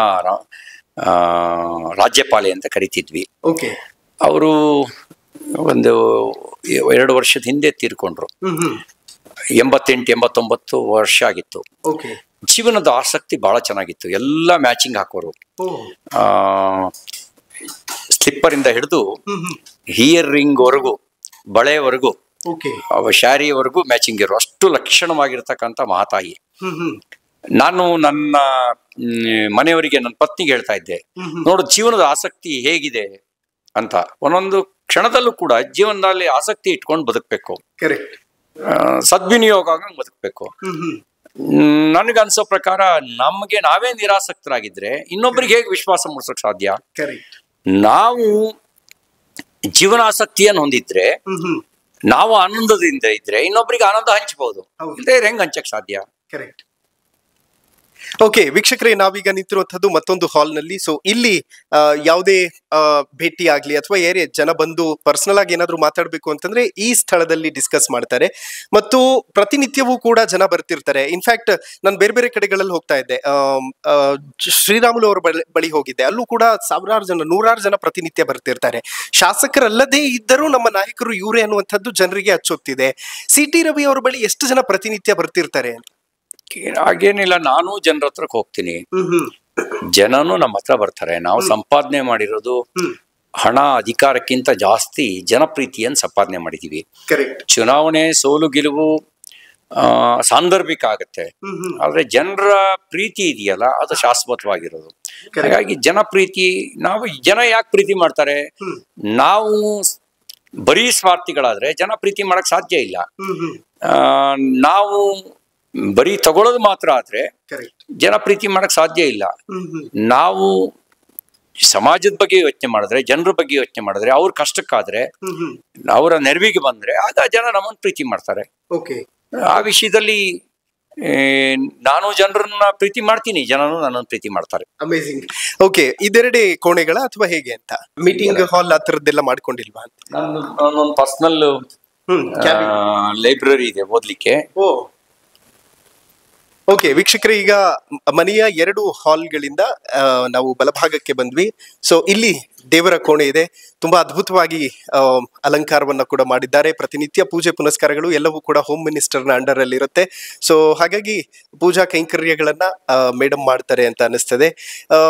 ಸರ್, ದೇವರು ಬದುಕಲ್ಲಿ ಪವಾಡಗಳನ್ನ ಮಾಡಿದಾನ ಅಂತ? ಸೃಷ್ಟಿಯೇ ಒಂದು ಪವಾಡ. ಈ ಸೃಷ್ಟಿ ಒಳಗಡೆ ಈಗ ನೋಡಿ, ಸೂರ್ಯ ಅವನು ತನ್ನ ಸ್ಥಾನದಲ್ಲಿ ಇದ್ದು ಜಗತ್ತಿಗೆ ಬೆಳಕು ಕೊಡೋದು ಅವನ್ ಪವಾಡ. ದೇವ್ರನ್ನಷ್ಟು ಪವಾಡ ನೀನ್ ಯಾರು ಮಾಡ್ಲಿಕ್ಕೆ ಸಾಧ್ಯ? ಈಗ ಮಳೆ, ಕಾಲಕ್ಕೆ ಮಳೆ ತರೋದು, ಒಂದು ಬೀಜ ಮೊಳಕೆ ಹೊಡೆದು ಮರವಾಗಿ ಅದು ಹಣ್ಣು ಕೊಡೋದು, ಇದೆಲ್ಲ ಭಗವಂತನ ಪವಾಡ. ಆ ಭಗವಂತನ ಪವಾಡದ ಮುಂದೆ ನಮ್ದು ಏನೂ ಇಲ್ಲ. ಎಲ್ಲವೂ ಭಗವಂತನ ಪವಾಡ. ಈಗ ನೀವು ನಾನು ಮಾತಾಡ್ತಿರೋದು ಇದೆಲ್ಲ ಭಗವಂತನ ಪವಾಡ. ನಮ್ಮೊಳಗೆ ಇರುವ ಚೇತನವೇ. ಈಗ ಒಂದಿರೋ ಆ ಚೇತನ ಹೋಗ್ಬಿಟ್ರೆ ನಾನು ಹೆಣ, ನೀವು ಹೆಣ. ಆ ಭಗವಂತ ಅನ್ನೋ ಚೇತನವೇ ನಮ್ಮೊಳಗೆ ಎಲ್ಲ ಪವಾಡನು ಮಾಡಿಸ್ತಾ ಇರೋದು. ನನಗೆ ಹನುಮಂತನ ಒಂದು ಪೇಂಟಿಂಗ್ ಅಲ್ಲಿ ನೋಡ್ತಾ ಇದ್ದೆ, ಲೈಕ್ ಹೇಗೆ ಪವನ ಸುತನನ್ನ ಆರಾಧಿಸ್ತೀರಿ ಅಂತ. ಯಾಕೆಂತಂದ್ರೆ ಪವನ ಸುತನನ್ನ ನಂಬಿದವರನ್ನ ಯಾವತ್ತೂ ಕೈ ಬಿಟ್ಟಿಲ್ಲ. ಅಲ್ಲಿ ಇಲ್ಲಿ ಒಂದು ರೆಸಾರ್ಟ್ ನಲ್ಲಿ ಪೇಂಟಿಂಗ್ ಇದ್ ನಡೀತಾ ಇತ್ತು.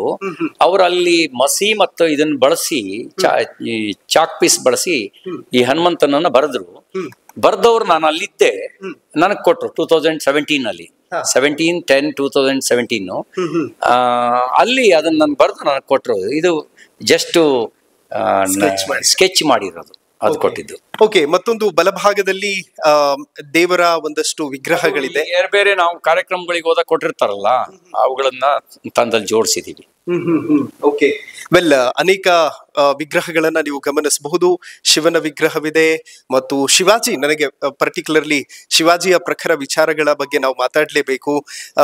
ಶಿವಾಜಿನ ಪರ್ಟಿಕ್ಯುಲರ್ ಒಂದು ರಾಜ್ಯಕ್ಕಷ್ಟೇ ಸೀಮಿತ ಮಾಡುವಂತಹ ಪ್ರಯತ್ನಗಳು ಕೂಡ ನಡೀತಾ ಇರುತ್ತೆ. ಶಿವಾಜಿ ಅವರು ಒಂದು ರಾಜ್ಯಕ್ಕೆ ಸೀಮಿತ ಮಾಡೋದು ತಪ್ಪಾಗತ್ತೆ. ಹಾಗೆ ರಾಜ್ಯಕ್ಕೆ ಸೀಮಿತ ಮಾಡಿದ್ರೆ ಅಂಬೇಡ್ಕರ್ನ ಒಂದು ರಾಜ್ಯಕ್ಕೆ ಸೀಮಿತ ಮಾಡಿದ್ರೆ, ಗಾಂಧಿನ ಒಂದು ರಾಜ್ಯಕ್ಕೆ ಸೀಮಿತ ಮಾಡಿದ್ರೆ ಹೇಗೆ ತಪ್ಪಾಗತ್ತೋ, ಶಿವಾಜಿನ ಒಂದು ರಾಜ್ಯಕ್ಕೆ ಸೀಮಿತ ಮಾಡೋದು ಕೂಡ ತಪ್ಪಾಗತ್ತೆ. ಅಮೇಜಿಂಗ್. ಓಕೆ, ಈಗ ನಾವು ಲೈಬ್ರರಿಯ ಕಡೆ ಹೋಗ್ತಾ ಇದ್ದೇವೆ. ಸೊ ದೇಗುಲದ ಪಕ್ಕದಲ್ಲೇ ದೇಗುಲ ಪಕ್ಕದಲ್ಲೇ ಪುಸ್ತಕಾಲಯ ಇದೆ. ಸೊ ಪುಸ್ತಕದ ಭಂಡಾರಕ್ಕೆ ನಾವೀಗ ಬಂದಿದ್ದೀವಿ. ಲೈಬ್ರರಿಯಲ್ಲಿ ಅನೇಕ ಪುಸ್ತಕಗಳಿರುತ್ತೆ. ಬಹುಶಃ ಅದಕ್ಕೆ ಸಿ ಟಿ ರವಿ ಅವರು ಅಷ್ಟು ಪ್ರಖರವಾಗಿ ಮಾತಾಡೋದಕ್ಕೆ ಸಾಧ್ಯವಾಗುತ್ತೆ ಅಂತ ಅನಿಸ್ತದೆ. ಪುಸ್ತಕಗಳು ತುಂಬಾ ಇದೆ, ಬಟ್ ಇದರಲ್ಲಿ ಮನಸ್ಸನ್ನ ಪರಿವರ್ತನೆ ಮಾಡಿದಂತ ಪುಸ್ತಕ ಯಾವುದು ಅಂತ? ಎಲ್ಲವೂ ಆಯಾ ಸಾಂದರ್ಭಿಕವಾಗಿ ಸ್ವಲ್ಪ ಪರಿಣಾಮ ಬೀರಿರ್ತವೆ. ರಾಮಾಯಣ ಮಹಾಭಾರತದಿಂದ ಹಿಡಿದು ಗಾಂಧೀಜಿಯವರ ಆತ್ಮಕಥೆಯವರೆಗೆ ಬೇರೆ ಬೇರೆ ಪುಸ್ತಕಗಳನ್ನ ಆಯಾ ಸಾಂದರ್ಭಿಕವಾಗಿರೋದು, ಅದರೊಳಗೆ ಐತಿಹಾಸಿಕವಾಗಿರ್ತಕ್ಕಂಥವು ಇದಾವೆ, ಕಾದಂಬರಿಗಳು ಇದಾವೆ, DVG ಅವರ ಕಗ್ಗ ಅದರ ಕೃತಿ ಶ್ರೇಣಿಯೂ ಇದೆ. ಹಾಗಾಗಿ ಎಲ್ಲವೂ ಇದಾವೆ. ಅದರೊಳಗೆ ಓದಿಸ್ಕೊಂಡು ಹೋಗುವಂತ ಕುವೆಂಪು ಅವರ ಪುಸ್ತಕದಿಂದ ಹಿಡಿದು ನೀವು ನೋಡಿ, ಅಲ್ಲಿ ಕುವೆಂಪು ಸಮಗ್ರ ಗದ್ಯ, ನೆನಪಿನ ದೋಣಿಯಲ್ಲಿ ಅನ್ನೋದ್ರಿಂದ ಹಿಡಿದು ಎಲ್ಲವೂ ಇದಾವೆ. ಭೈರಪ್ಪನವರ ಬಹುತೇಕ ಪುಸ್ತಕಗಳನ್ನು ನಾನು ಓದಿದ್ದೇನೆ. ಭೈರಪ್ಪನವ್ರದ್ದು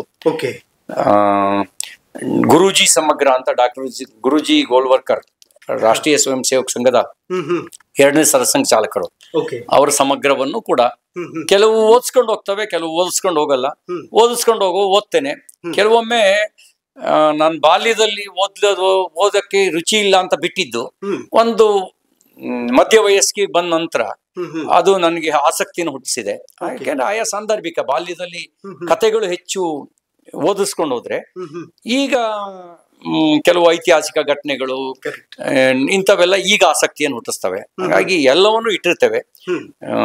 ನಾನು ಇರೋ ಜಾಗಗಳಲ್ಲೆಲ್ಲ ಪುಸ್ತಕ ಇದ್ದೇ ಇರುತ್ತೆ. ಅದು ಚಿಕ್ಕಮಂಗ್ಳೂರು, ಬೆಂಗಳೂರು, ದೆಹಲಿಯಲ್ಲಿ ಇದ್ದಾಗ ದೆಹಲಿನಲ್ಲಿ ಪುಸ್ತಕ ನನ್ನ ಜೊತೆಗೆ ಇದ್ದೇ ಇರುತ್ತೆ. ನನ್ನ ಪ್ರವಾಸದಲ್ಲೂ ಪುಸ್ತಕ ಇರುತ್ತೆ. ಓಕೆ, ನಾನು ಇನ್ಫ್ಯಾಕ್ಟ್ ಈ ಭಾಗಕ್ಕೆ ಬಂದಾಗಲೆಲ್ಲವೂ ಕೂಡ ನನಗೆ ಸಾಹಿತ್ಯದ ಬಗ್ಗೆ ರುಚಿ ಇರುವಂತಹವರು ಮತ್ತು ಸಂಸ್ಕೃತಿಯ ಬಗ್ಗೆ ರುಚಿ ಇರುವಂತಹ ವ್ಯಕ್ತಿತ್ವಗಳು ಜಾಸ್ತಿ ಸಿಗ್ತಾರೆ ಅಂತ. ಆ ಮಲೆನಾಡಿನಲ್ಲಿ ಕುವೆಂಪುರವರ ಪ್ರಭಾವ, ಅದಕ್ಕಿಂತ ಮುಂಚಿಂದಲೂ ಕೂಡ ಇಲ್ಲಿ ಸಾಂಸ್ಕೃತಿಕ ಸಾಹಿತ್ಯಿಕ ಒಲವಿರ್ತಕ್ಕಂಥವ್ರ ಸಂಖ್ಯೆ ದೊಡ್ಡ ಪ್ರಮಾಣದಲ್ಲಿ ಇದೆ. ಅದಕ್ಕೆ ಪೂರಕವಾಗಿರ್ತಕ್ಕಂಥ ಪ್ರಕೃತಿ ಇದೆ. ಆ ಪ್ರಕೃತಿ ಇರೋದ್ರಿಂದಾಗಿ ಹೆಚ್ಚಿನ ಪ್ರಮಾಣದಲ್ಲಿ ಸಾಹಿತ್ಯದ ಅಭ್ಯಾಸ ಮಾಡಿರೋರು ಹೆಚ್ಚು ಜನ ಸಿಗ್ತಾರೆ. ಕರೆಕ್ಟ್ ಅಣ್ಣ. ನನ್ನ ಮನೆಯ ಒಳಗಡೆ ಬರುವಂತಹ ಸಂದರ್ಭದಲ್ಲಿ ಬುದ್ಧನ ವಿಗ್ರಹ ನೋಡಿದೆ. ಅದಾದ ನಂತರ ಸಂವಿಧಾನಕ್ಕೆ ಸಂಬಂಧಿಸಿದಂತಹ ಒಂದಷ್ಟು ಗ್ರಂಥಗಳನ್ನ ನೋಡ್ತಾ ಇದ್ದೆ. ಬುದ್ಧ, ಬಸವ, ಅಂಬೇಡ್ಕರ್ ಅಂತ ಬಂದ್ರೆ ಕಾಂಗ್ರೆಸ್ ಎಲ್ಲೋ ಅದು ತಮ್ಮ ಸ್ವತ್ತು ಅಂತ ತಮ್ಮ ವ್ಯಾಪ್ತಿಗೆ ತೆಗೆದುಕೊಳ್ಳುವಂತಹ ಒಂದು ಹರಸಾಹಸವನ್ನ ಮಾಡುತ್ತಿದೆ. ಮತ್ತೊಂದು ಕಡೆ ಸಂವಿಧಾನವನ್ನ ಕೈಯಲ್ಲಿ ಹಿಡ್ಕೊಂಡು ಅಡ್ಡಾಡ್ತಿರ್ತಾರೆ. ಅಲ್ಲಿ ಏನಂದ್ರೆ ಅವ್ರ ಚಿಂತನೆಗಳನ್ನ ಅಳವಡಿಸ್ಕೊಂಡ್ರೆ ಮಾತ್ರ ಅವ್ರು ವಾರಸದಾರರಾಗ್ತಾರೆ. ಗಾಂಧಿ ಹೆಸರಿಟ್ಕೊಂಡ್ರು, ಗಾಂಧಿ ಚಿಂತನೆಗಳನ್ನ ಮೂಲೆ ಗುಂಪು ಮಾಡಿದ್ರು. ಹೆಂಗ್ ಗಾಂಧೀಜಿಯ ವಾರಸದಾರ ಆಗ್ಲಿಕ್ಕೆ ಸಾಧ್ಯ? ಅಂಬೇಡ್ಕರ್ ಅವರ ಹೆಸರನ್ನ ಹೇಳ್ತಾ ಅಂಬೇಡ್ಕರ್ ಅವ್ರನ್ನ ಚುನಾವಣೆಯಲ್ಲಿ ಸೋಲ್ಸಿದ್ರು. ಅಂಬೇಡ್ಕರ್ ಚಿಂತನೆಗಳನ್ನು ವಿರೋಧ ಮಾಡಿದವ್ರು ಅಂಬೇಡ್ಕರ್ ವಾರಸದಾರರು ಆಗ್ಲಿಕ್ಕೆ ಹೇಗ್ ಸಾಧ್ಯ?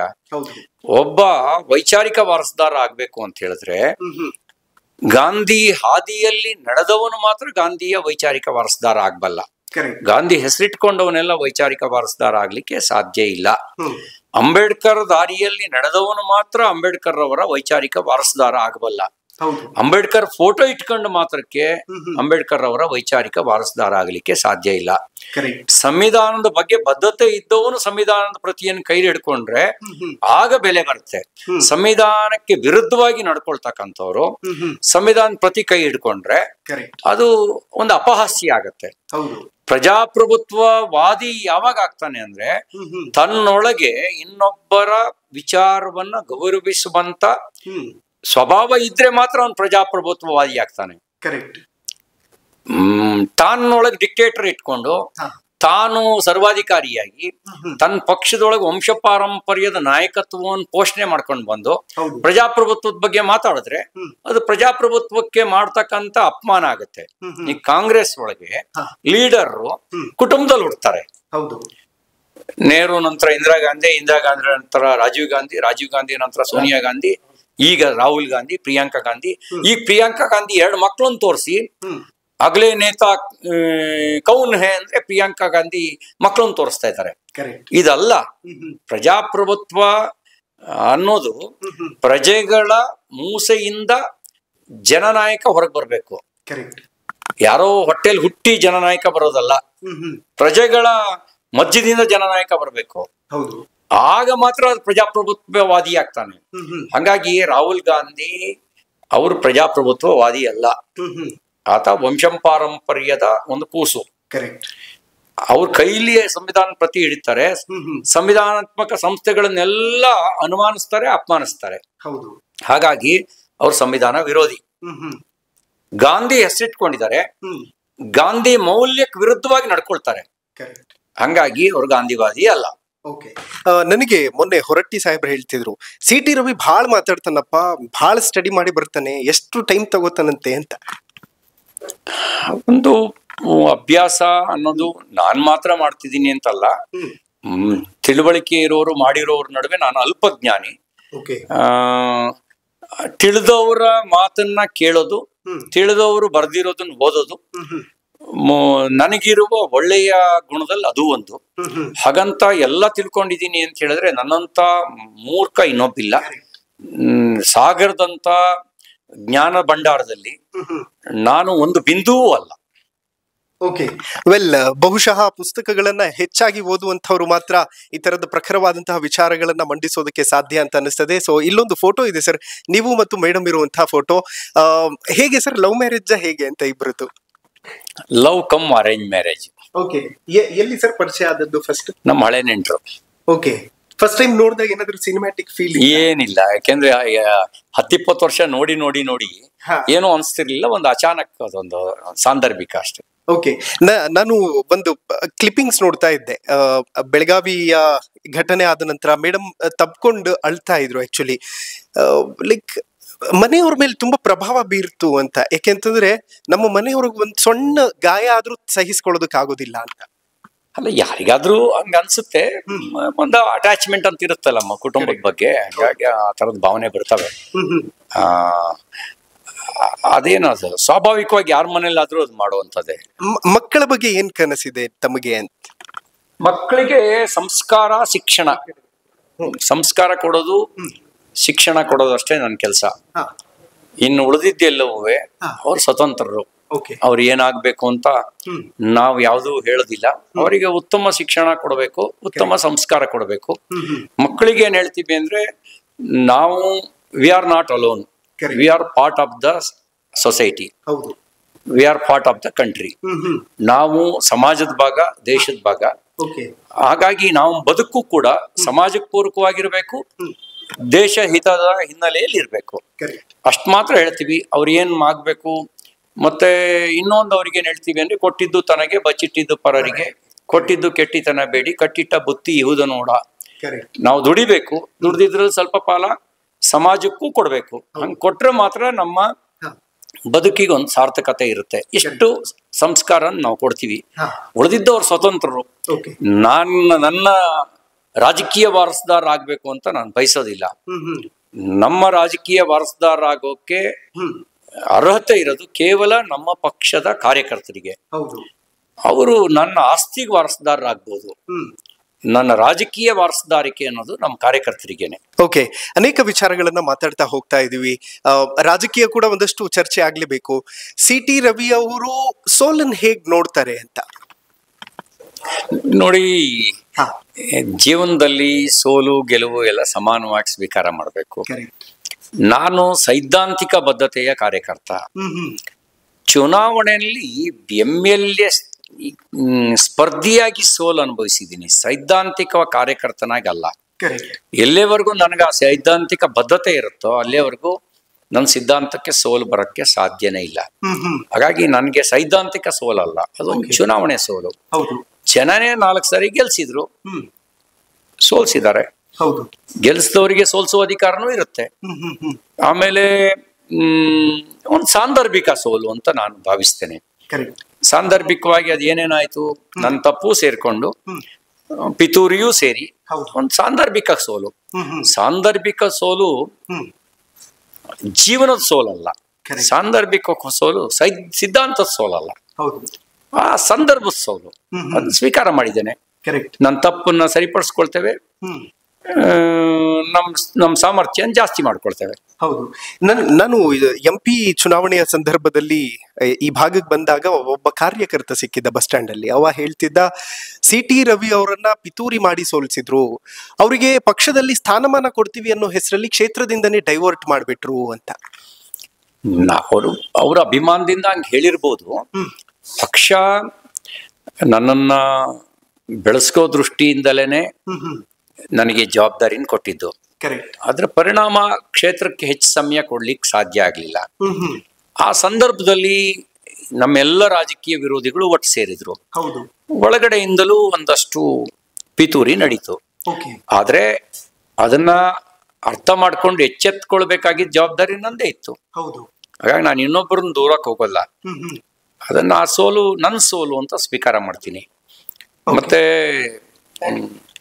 ಸಂಘದ ಪ್ರಾರ್ಥನೆಯಲ್ಲಿ ಒಂದು ಸಾಲು ಬರುತ್ತೆ, ಅಜಯ್ಯಾಂಚ ವಿಶ್ವಸ್ಯ ದೇಹೀಶ ಶಕ್ತಿ. ಅಂದ್ರೆ ಜಗತ್ತೇ ಎದುರಾಗಿ ನಿಂತರೂ ಕೂಡ ಸೋಲಿಸಲಾರ್ದಂತ ಶಕ್ತಿ ಕೊಡು ಅಂತ ಹೇಳಿ. ಎಲ್ಲರೂ ಎದುರಾಗಿ ನಿಂತರೂ ಕೂಡ ಸೋಲಿಸಲಾರ್ದಂತ ಶಕ್ತಿಯನ್ನ ರಾಜಕೀಯವಾಗಿ ನಾನು ಗಳಿಸ್ಕೊಳ್ಬೇಕಾಗಿತ್ತು. ಗಳಿಸ್ಕೊಳ್ಳದೆ ಇದ್ದಿದ್ರಿಂದ ಸೋಲಾಗಿದೆ. ಹಾಗಾಗಿ ನಾನು ಇನ್ನೊಬ್ಬರನ್ನ ದೂರ್ಲಿಕ್ಕೆ ನಾ ಹೋಗಲ್ಲ. ರೀಸೆಂಟ್ಲಿ ಹಳ್ಳಿಗೂ ಕೂಡ ಭೇಟಿ ಕೊಟ್ಟಿದ್ರಿ, ರೈತರ ಸಮಸ್ಯೆಯನ್ನ ಕೇಳುವಂತಹ ಒಂದು ಪ್ರಯತ್ನವನ್ನ ಕೂಡ ಮಾಡಿದ್ರಿ. ಎಲ್ಲೋ ಒಂದು ಕಡೆ ರಾಜ್ಯ ಸರ್ಕಾರ ರೈತರವರೆಗೂ ರೀಚ್ ಆಗೋದು ಕೂಡ ಕಷ್ಟ ಆಗ್ತಿದೆ, ಹೆಲಿಕಾಪ್ಟರ್ ಅಲ್ಲಿ ಓಡಾಡ್ತಾರೆ ಅಂತ. ಮೊನ್ನೆ ಮುಖ್ಯಮಂತ್ರಿಗಳು ಸಮೀಕ್ಷೆ ನಡೆಸಲಿಕ್ಕೆ ಅಂತ ಹೋದ್ರು, ವೈಮಾನಿಕ ಸಮೀಕ್ಷೆ. ವೈಮಾನಿಕ ಸಮೀಕ್ಷೆ ತಪ್ಪು ಅಂತ ನಾನು ಹೇಳಲ್ಲ. ಎಲ್ಲಿ ನಾವು ವಾಹನದಲ್ಲಿ ಹೋಗ್ಲಿಕ್ಕೆ ಸಾಧ್ಯ ಇಲ್ಲ ಅಷ್ಟು ಅತಿವೃಷ್ಟಿ ಬಂದಾಗ ವೈಮಾನಿಕ ಸಮೀಕ್ಷೆ ಹೋಗ್ಬೇಕು. ಈಗ ಆಂಧ್ರ ಪ್ರದೇಶದಲ್ಲಿ, ಗುಜರಾತ್ನಲ್ಲಿ ಕಿಲೋಮೀಟರ್ ಗಟ್ಟಲೆ ಮುಳುಗಿ ಹೋಗಿರುತ್ತೆ. ಆವಾಗ ನೀವು ಅಲ್ಲಿಗೆ ಹೋಗ್ಲಿಕ್ಕಾಗಲ್ಲ. ಅದರ ಗಂಭೀರತೆಯನ್ನು ಅರ್ಥ ಮಾಡ್ಕೊಳ್ಳೋದಕ್ಕೆ ವೈಮಾನಿಕ ಸಮೀಕ್ಷೆ ಮಾಡೋದು ಸ್ವಾಭಾವಿಕ, ತಪ್ಪಲ್ಲ ಅದು. ನಮ್ಮಲ್ಲಿ ಆ ರೀತಿ ಏನಾಗಿರ್ಲಿಲ್ಲ. ನದಿಯಲ್ಲಿ ಮಹಾಪೂರ ಬಂದಿತ್ತು, ಕೆಲವು ಗ್ರಾಮಗಳು ಮುಳುಗಡೆ ಆಗಿದ್ದು. ನಮ್ಮ ಮುಖ್ಯಮಂತ್ರಿಗಳು ವೈಮಾನಿಕ ಸಮೀಕ್ಷೆ ಮಾಡಿದ್ರು. ವೈಮಾನಿಕ ಸಮೀಕ್ಷೆ ಮಾಡಿದ ನಂತರನಾದ್ರೂ ರೈತರನ್ನ ಹೋಗಿ ಭೇಟಿ ಮಾಡಿದ್ರ? ಮಾಡ್ಲಿಲ್ಲ. ವೈಮಾನಿಕ ಸಮೀಕ್ಷೆ ಮಾಡಿಯಾದ್ರೂ ರೈತರ ಕಷ್ಟನ ಕೇಳಬೇಕಿತ್ತು, ಅದನ್ನು ಕೇಳದೆ ಇದ್ದಿದ್ದು. ಮತ್ತು ವೈಮಾನಿಕ ಸಮೀಕ್ಷೆಯ ನಂತರವೂ ಕೂಡ ಪರಿಹಾರವನ್ನು ಘೋಷಣೆ ಮಾಡದೇ ಇದ್ದಿದ್ದು. ಅದು ಸಂವೇದನಾ ರಹಿತವಾಗಿರ್ತಕ್ಕಂಥ ಕಾರ್ಯಶೈಲಿ ಅಂತ ಅನಿಸುತ್ತೆ. ಇತ್ತೀಚೆಗೆ ಸಂವೇದನೆಯನ್ನ ಕಾಂಗ್ರೆಸ್ ಸರ್ಕಾರ ಕಳ್ಕೊಂಡಿದೆ. ಈಗ ಮಹಾರಾಷ್ಟ್ರ ಸರ್ಕಾರ 34,000 ಕೋಟಿ ರೂಪಾಯಿ ರೈತರಿಗೆ ಪರಿಹಾರವನ್ನು ಘೋಷಣೆ ಮಾಡುತ್ತೆ. ನಮ್ಮ ರಾಜ್ಯದಲ್ಲಿ ಎಷ್ಟು ಘೋಷಣೆ ಮಾಡಿದ್ದೇವೆ? ನಾವು ಯೋಚನೆ ಮಾಡ್ಬೇಕಲ್ವಾ? ಈ ವಿಷಯದಲ್ಲಿ ನಾವು ಹಿಂದೆ ಬಿದ್ದಿದ್ದೇವೆ. ಬಟ್ ಎಲ್ಲೋ ಒಂದು ಕಡೆ ಸರ್, ಅನೇಕ ವಿಚಾರಗಳಿದ್ರು ಕೂಡ ವಿರೋಧ ಪಕ್ಷದಲ್ಲಿ ಆರ್ ಅಶೋಕ್ ಅವರು ಅದನ್ನಷ್ಟು ಅಚ್ಚೊತ್ತಿದಂತ ಹೇಳೋದಿಲ್ಲ ಅನ್ನುವಂತಹ ಮಾತು ಕೂಡ ಇದೆ. ಅವ್ರು ಪ್ರಯತ್ನ ಮಾಡ್ತಿದ್ದಾರೆ. ಏನಾಗ್ತದೆ, ನಾವು ಒಬ್ರಿಗೊಬ್ರನ್ನ ಕಂಪೇರ್ ಮಾಡಕ್ ಆಗಲ್ಲ. ಒಬ್ಬೊಬ್ರು ಕಾರ್ಯಶೈಲಿ ಒಂದೊಂದು ರೀತಿ ಇರುತ್ತೆ. ಅವರ ಸಾಮರ್ಥ್ಯ ಮೀರಿ ಆ ಜಾಗಕ್ಕೆ ನ್ಯಾಯ ಒದಗಿಸ್ಬೇಕು ಅಂತ ಶಕ್ತಿ ಮೀರಿ ಪ್ರಯತ್ನ ಮಾಡ್ತಿದ್ದಾರೆ. No comments. ನಾನು ಇನ್ನೊಬ್ರಿಗೆ ಕಂಪೇರ್ ಮಾಡಿ ಹೇಳಕ್ ಆಗಲ್ಲ. ಒಬ್ಬೊಬ್ರು ವರ್ಕಿಂಗ್ ಸ್ಟೈಲ್ ಒಂದೊಂದು ರೀತಿ ಇರುತ್ತೆ. ಹೌದು.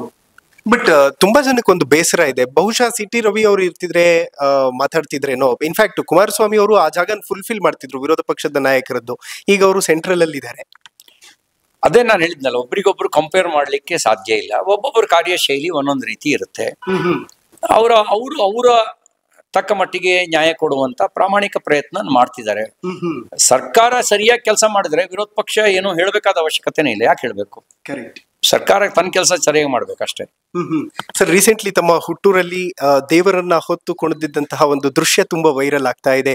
ಲೈಕ್ ಹಬ್ಬ ಹರಿದಿನಗಳು ಬಂದಾಗ ಇವತ್ತು ಕೂಡ ಅದೇ ಫೀಲ್ ತಗೊಳ್ಳೋದಕ್ಕೆ ಹಳ್ಳಿಗೆ ಏನಾದ್ರು ಹೋಗ್ತೀರಾ ಹೇಗೆ? ನಾನು ಸುಗ್ಗಿ ಹಬ್ಬದಲ್ಲಿ ಪ್ರತಿ ವರ್ಷ ಊರಿಗೆ ಹೋಗ್ತೀನಿ.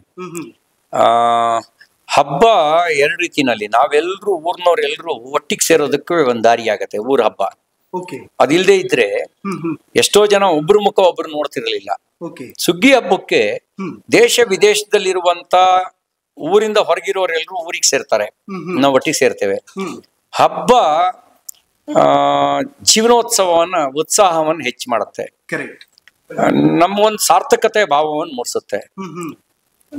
ನನಗಂತೂ ನಮ್ಮೂರಿನ ಸುಗ್ಗಿ ಹಬ್ಬ ನನ್ನ ಜೀವನದ ಮೇಲೆ ಪರಿಣಾಮ ಬೀರಿದೆ. ಹಂಗಾಗಿ ಅಲ್ಲಿಗೆ ಹೋಗೋದು, ಆ ತಾಯಿಯನ್ನು ಆರಾಧಿಸೋದು ದೇವಿರಮ್ಮನನ್ನ. ಹಬ್ಬ ಬಂತು ಅಂತಂದ್ರೆ ನನ್ನ ಮನಸ್ಸು, ನನ್ನ ಇಡೀ ಹೃದಯ ಅಲ್ಲೇ ಇರುತ್ತೆ. ಊರ್ ಕಡೆನೆ ಪ್ರತಿ ವರ್ಷ ಹೋಗ್ತೀನಿ.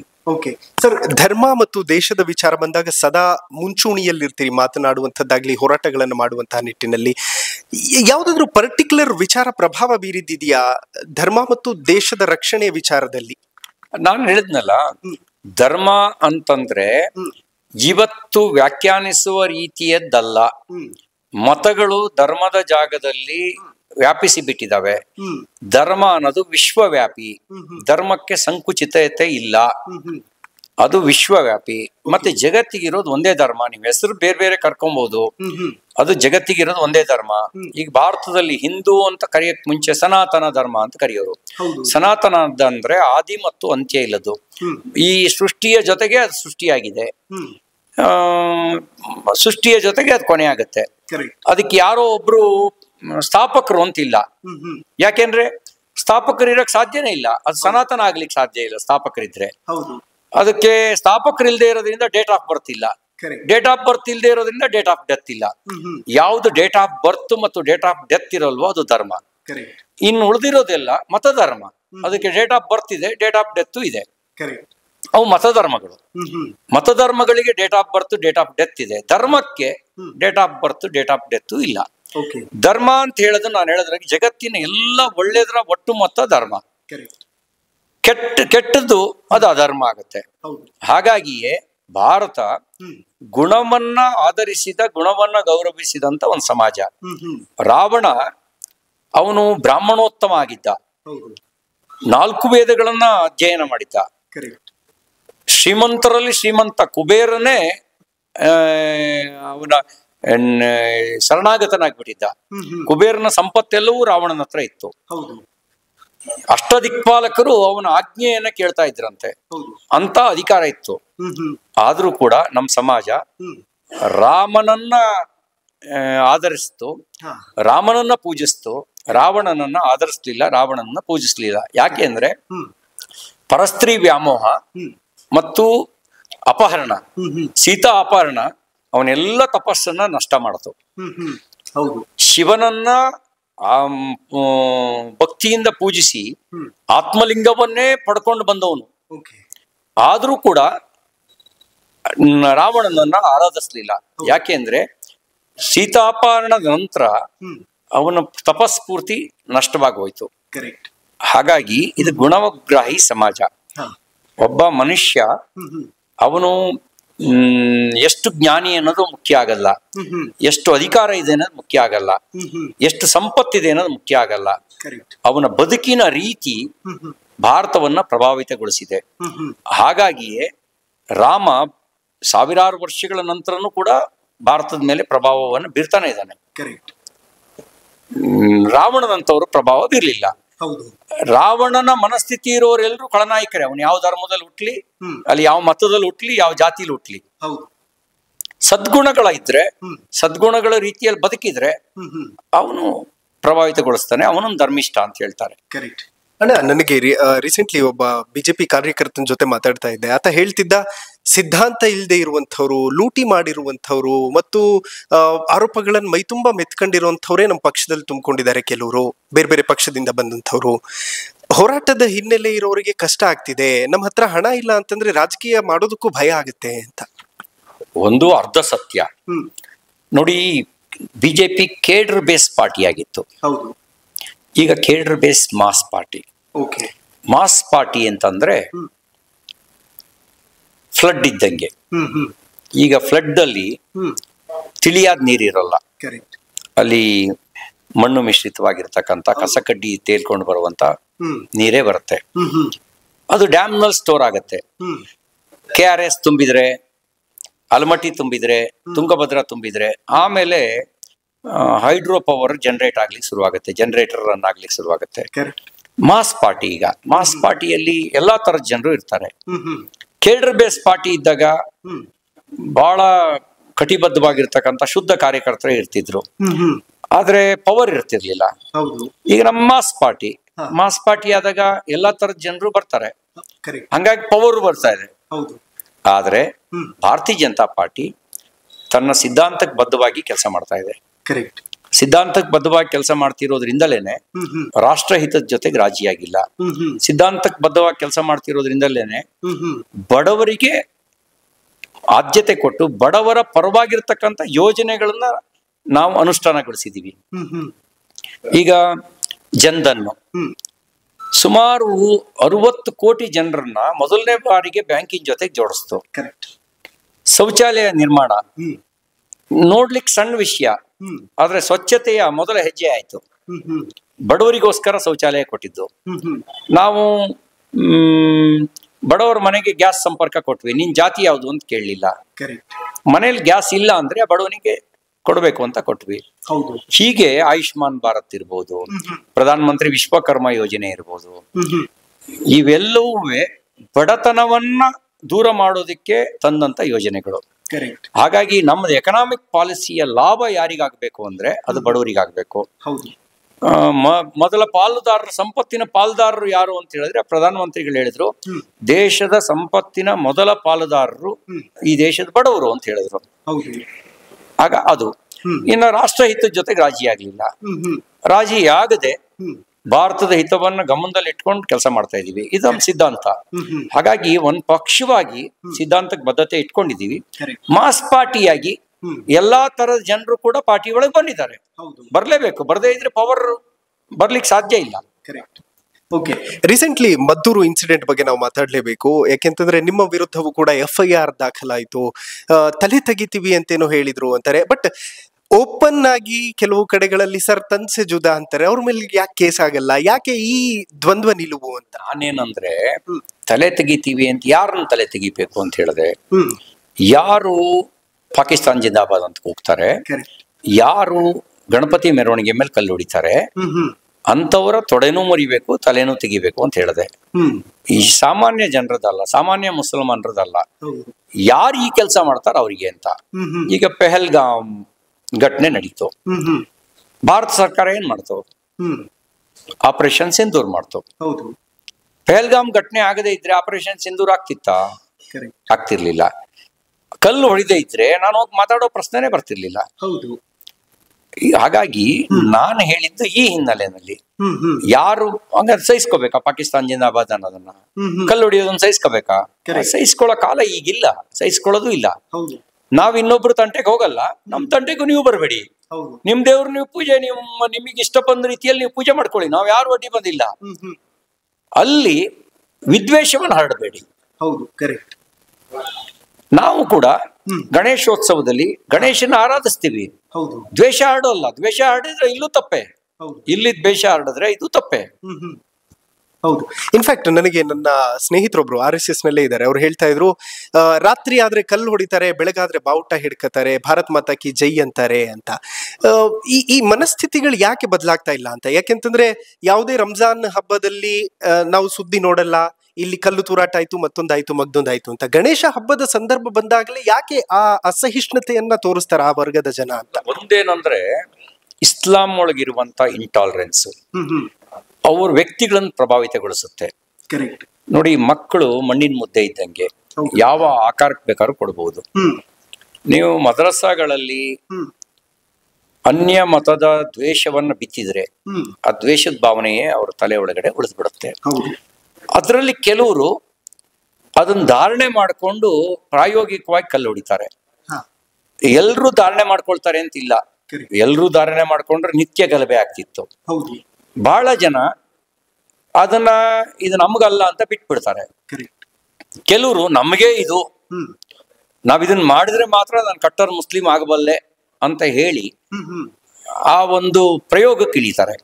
ಇಲ್ಲದೇ ಇದ್ರೆ ಎಳೆ ಮಕ್ಕಳು, 4-5 ವರ್ಷದ ಮಕ್ಕಳು ಗಣೇಶನ್ ಮೆರವಣಿಗೆ ಹೋಗ್ತಿರ್ಬೇಕಾದ್ರೆ ಉಗಿಬೇಕು ಅಂತ ಅವ್ರಿಗೆ ಯಾಕೆ ಅನ್ಸುತ್ತೆ? ಅವು ಚಪ್ಪಾಳೆ ತಟ್ಟಬೇಕಿತ್ತು, ಕೇಕೆ ಹಾಕ್ಬೇಕಿತ್ತು, ಅದ್ ಬಿಟ್ಟು ಇದನ್ನ ಯಾಕೆ ಮಾಡಿದ್ರು? ಹಂಗಾರೆ ಎಲ್ಲಿ ಆ ಥಾಟ್ಸ್ ಎಲ್ಲಿಂದ ಬಂತು? ಆ ಥಾಟ್ಸ್ ಇಸ್ಲಾಂ ಹೆಸರಿನಲ್ಲಿ ಹರಡ್ತಾ ಇದ್ದಾರೆ. ಆ ಥಾಟ್ಸ್ ನಿಯಂತ್ರಣ ಮಾಡದೇ ಇದ್ರೆ ಬರೀ ಭಾರತಕ್ಕಲ್ಲ, ಜಗತ್ತಿಗೆನೆ ನೆಮ್ಮದಿ ಇರೋದಕ್ಕೆ ಸಾಧ್ಯ ಇಲ್ಲ. ಮತ್ತು ಜಗತ್ನಲ್ಲೇ ಕ್ಷೋಭೆ ಉಂಟಾಗತ್ತೆ.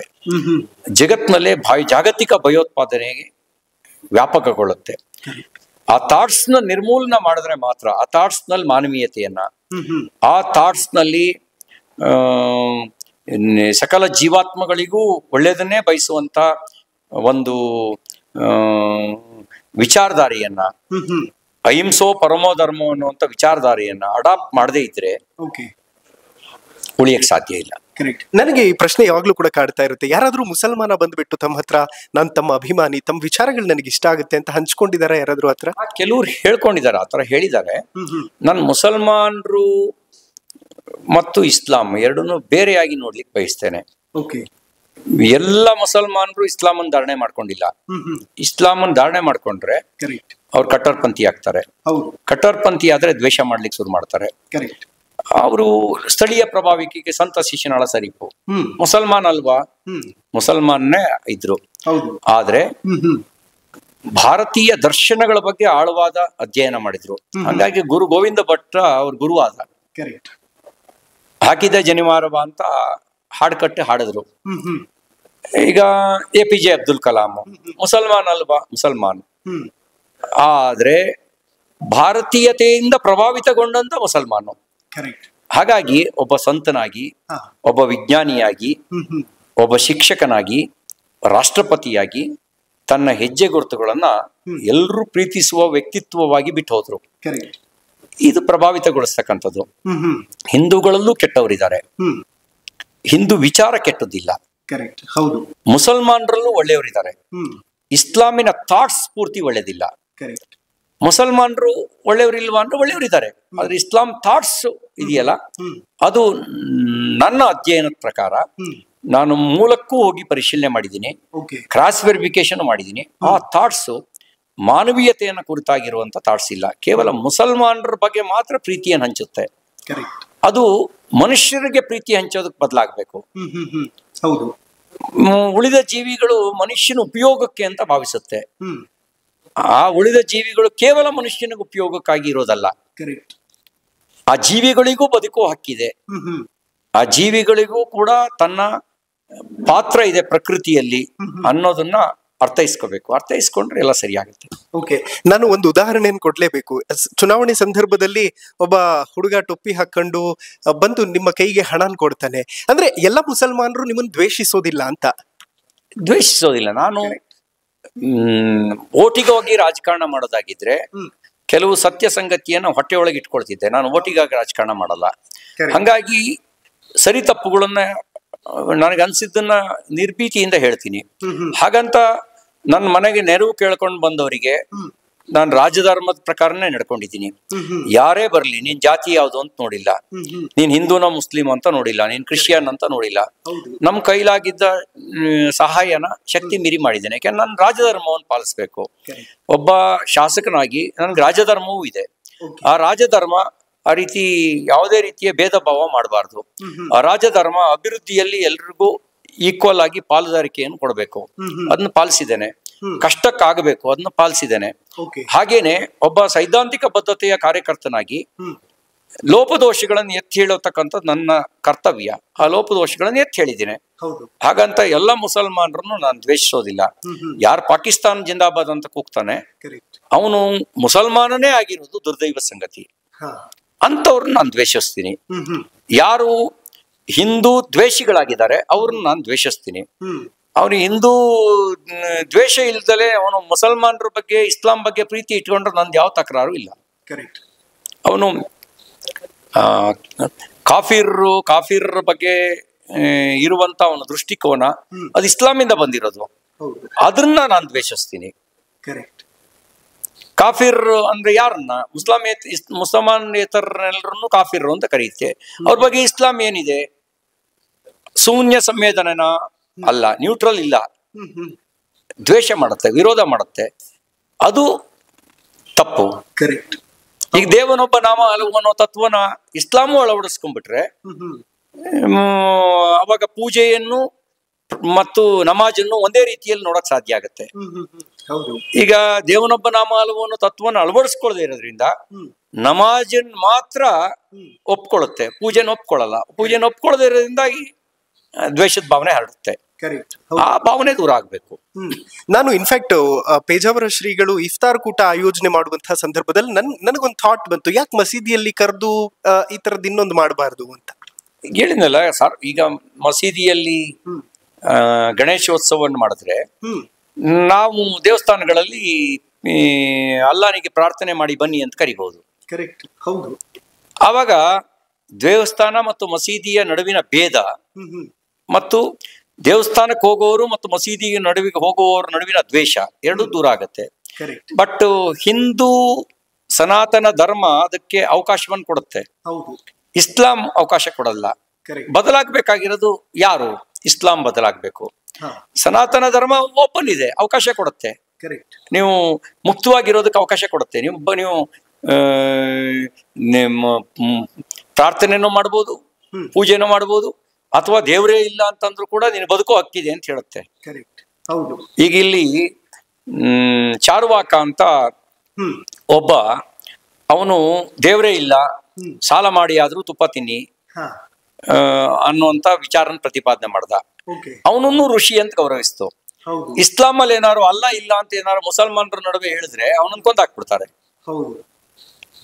ಇಲ್ಲಿ ಬೇಕಿದ್ರೆ ನೀವು ರಾಮ ಇಲ್ಲ, ಕೃಷ್ಣ ಇಲ್ಲ, ಶಿವ ಇಲ್ಲ ಅಂತ ಹೇಳಿದ್ರು ಇವನಿಗೆ ತಾರೆ ಸರಿ ಇಲ್ಲ ಅಂತ ಅನ್ಕೊಂಡು ಗೊಣಕೊಂಡು ಹೋಗ್ತಾರೆ ಹೊರತು ಯಾರು ಕೊಲ್ಲುವಂತ ಕೆಲಸ ಮಾಡಲ್ಲ. ಹಾಗಾಗಿ ಯಾರು ಬದಲಾಗಬೇಕು ಅಂದ್ರೆ, ಯಾರಿಗೆ ನೋಡಿ ಏನಾಗ್ತದೆ, ಯಾರಿಗೆ ರೋಗ ಇದೆಯೋ ಅವನಿಗೆ ಇಂಜೆಕ್ಷನ್ ಕೊಡ್ಬೇಕು, ಆರೋಗ್ಯವಂತನಿಗೆ ಇಂಜೆಕ್ಷನ್ ಕೊಡ್ಬೇಕಾದ ಅವಶ್ಯಕತೆ ಇಲ್ಲ. ಈಗ ಏನಾಗ್ಬಿಡ್ರೆ ಸರ್ಕಾರ ಸೆಕ್ಯುಲರ್ ಹೆಸರಿನಲ್ಲಿ ರೋಗ ಇದ್ದವನಿಗೂ ಒಂದು ಇಂಜೆಕ್ಷನ್ ಕೊಟ್ಟು ಆರೋಗ್ಯವಂತನಿಗೂ ಅವನಿಗೂ ಇಂಜೆಕ್ಷನ್ ಕೊಟ್ಟಿದೀವಿ, ನಿಂಗೂ ಒಂದು ಇಂಜೆಕ್ಷನ್ ಕೊಡ್ತೀವಿ ಅಂತಾರೆ. ಇದಲ್ಲ, ರೋಗ ಯಾರಿಗಿದೆ ಅವ್ರಿಗೆ ಇಂಜೆಕ್ಷನ್ ಕೊಡ್ಬೇಕು. ಓಕೆ ಸರ್, ಸಿದ್ದರಾಮಯ್ಯ ಅವರಿಗೆ ನಾಮಕರಣ ಮಾಡಿದ್ದೀರಿ ಸಿದ್ದರಾಮುಲ್ಲಾ ಖಾನ್ ಅಂತ ಹೇಳಿ. ಹೇಗ್ ಬರುತ್ತೆ ಸರ್ ಈ ಹೆಸರುಗಳೆಲ್ಲ, ಐಡಿಯಾಸ್ ಎಲ್ಲ ಅಂತ? ಅಂದ್ರೆ ರಾಜಕೀಯ ಹಿನ್ನೆಲೆಯಲ್ಲಿ ನೀವು ಪಕ್ಷಪಾತಿ ಇದ್ದೀರಿ. ನೀವು ನೋಡಿ ಏನಾಗ್ತದೆ, ಅವರು ಮೈಸೂರು ಪೇಟ ಹಾಕೊಳಕ್ ಹೋದ್ರೆ ತಿರಸ್ಕಾರ ಮಾಡಿದ್ರು, ಕೇಸರಿ ಪೇಟ ಬೇಡ ಅಂದ್ರು, ಹಣೆಗೆ ಕುಂಕುಮ ಇಡಕ್ ಹೋದ್ರೆ ಅಳಿಸಿದ್ರು. ಅದೇ ಮುಸಲ್ಮಾನ್ ಟೋಪನ್ ಹಾಕೊಂಡ್ರು. ಯಾವ್ದು ಹಾಕೊಳ್ಳದೆ ಇದ್ರೆ ಅವ್ರ ತಲೆಗೆ ಅಲರ್ಜಿ ಅಪ್ಪ, ಯಾವ ಟೋಪಿನೂ ಹಾಕಲ್ಲ ಅಂತ ಅನ್ಬೋದು. ಆ ಒಂದು ಮನಸ್ಥಿತಿಗೆ ಆ ಹೆಸರನ್ನು ಕೊಟ್ಟಿದ್ದು. ಸರ್, ಇನ್ಫ್ಯಾಕ್ಟ್ ಅವ್ರ ಜೊತೆಯಲ್ಲಿದ್ದಂತಹ ಜಮೀರ್ ಅಹಮದ್ ಕೂಡ, but he is very smart politician. ಅವನಿಗೆ ಬಕ್ರಾ, ಸಿದ್ದರಾಮಯ್ಯನವ್ರಿಗೆ ಬಕ್ರಾ ಮಾಡೋದು ಹೆಂಗೆ ಅಂತ ಗೊತ್ತು. ಮುಸಲ್ಮಾನರನ್ನು ಈ ರೀತಿ ಮಾಡಿಯೇ ಬಕ್ರಾ ಮಾಡಿದ್ದಾರೆ. ವೆಲ್ ಸರ್, ಫೈನಲ್ ಕ್ವೆಶನ್, ಕಳೆದ 20 ವರ್ಷಗಳಲ್ಲಿ ಏನೆಲ್ಲ ಮಾಡೋದಕ್ಕೆ ಸಾಧ್ಯ ಆಯಿತು ಚಿಕ್ಕಮಗಳೂರು ಕ್ಷೇತ್ರದಲ್ಲಿ, ಮತ್ತು ಎಷ್ಟು ಅನುದಾನವನ್ನ ಪ್ರತಿ ಟರ್ಮ್ ಅಲ್ಲೂ ತಂದಿದ್ದೀರಿ ಅಂತ? ಯಾಕೆಂತಂದ್ರೆ ಜನಕ್ಕೆ ಈ ಲೆಕ್ಕ ಬೇಕೇ ಬೇಕು ಅಂತ. ನೋಡಿ, medical college, super speciality hospital ಯಾರು ಮಂಜೂರು ಮಾಡಿಸಿದ್ದು ಅಂದ್ರೆ ಸಿ ಟಿ ರವಿ ಅಂತ ಅವ್ರು ಹೇಳಲೇಬೇಕು. DC ಕಾಂಪ್ಲೆಕ್ಸ್, ಹೊಸ ಜಿಲ್ಲಾಧಿಕಾರಿ ಕಚೇರಿ ಸಿ ಟಿ ರವಿ ಹೆಸರು ಹೇಳಲೇಬೇಕು. APJ ಅಬ್ದುಲ್ ಕಲಾಂ ಹೆಸರಿನಲ್ಲಿ ಒಂದು 10 ಕೋಟಿ ರೂಪಾಯಿ ಮೈನಾರಿಟಿಸಿಗೋಸ್ಕರನೇ ಒಂದು ಹಾಸ್ಟೆಲ್ ನಿರ್ಮಾಣ ಮಾಡ್ತಾ ಇದೀವಿ. ನೀವು ಬೆಂಗಳೂರು ನೋಡಲ್ಲಿ ನೋಡಿ, ಅದು ಯಾರು ಮಾಡಿದ್ದು ಅಂದ್ರೆ ಸಿ ಟಿ ರವಿ ಅಂತ ಹೇಳಲೇಬೇಕು. 1281 ಕೋಟಿ ರೂಪಾಯಿ ವೆಚ್ಚದಲ್ಲಿ ಕೆರೆ ತುಂಬಿಸೋ ಯೋಜನೆ ಪ್ರಾರಂಭ ಆಗಿದೆ. ಮೊದಲನೇ ಹಂತ ಪೂರ್ಣಗೊಂಡು 2ನೇ ಹಂತ ಮುಕ್ತಾಯದ ಹಂತಕ್ಕೆ ಬಂದಿದೆ. ಅದು ಸಿ ಟಿ ರವಿ ಅಂತ ಹೇಳಲೇಬೇಕು. 1400 ಕೋಟಿ ರೂಪಾಯಿ ವೆಚ್ಚದಲ್ಲಿ ಜಲ್ ಜೀವನ್ ಮಿಷನ್ ಯೋಜನೆ ಸಿ ಟಿ ರವಿ ಅಂತ ಹೇಳಲೇಬೇಕು. ಕಡೂರು ಚಿಕ್ಕಮಗಳೂರು ರಸ್ತೆ ಸಿ ಟಿ ರವಿ ಅಂತ ಹೇಳಲೇಬೇಕು. ಹೀಗೆ ಹಲವು ವಿಷಯಗಳಿಗೆ ಅಭಿವೃದ್ಧಿಗೆ ಮುನ್ನುಡಿಯನ್ನ ಬರೆದಿದ್ದೀವಿ. ಮುನ್ನುಡಿ ಕಾದಂಬರಿ ಅಲ್ಲ, ಕಾದಂಬರಿ ಬರೆಯೋಕೆ ಇನ್ನು ಕಾಲ ಇದೆ, ಬರಿತೀವಿ. ಮುನ್ನುಡಿಯನ್ನ ಬರೆದು ಕೆಲವು ಪುಟಗಳನ್ನು ಕೂಡ ಅಭಿವೃದ್ಧಿಯ ಪುಟಗಳನ್ನ ಬರೆದಿದ್ದೇವೆ. ಇನ್ನು ನಮ್ಮ ಕನಸು ದೊಡ್ಡ ಕನಸಿದೆ. ಆ ಕನಸು ಶಕ್ತಿ ಬಂದಾಗ ಆ ಕನಸನ್ನ ಈಡೇರಿಸ್ತಾ ಬಂದಿದ್ದೇವೆ.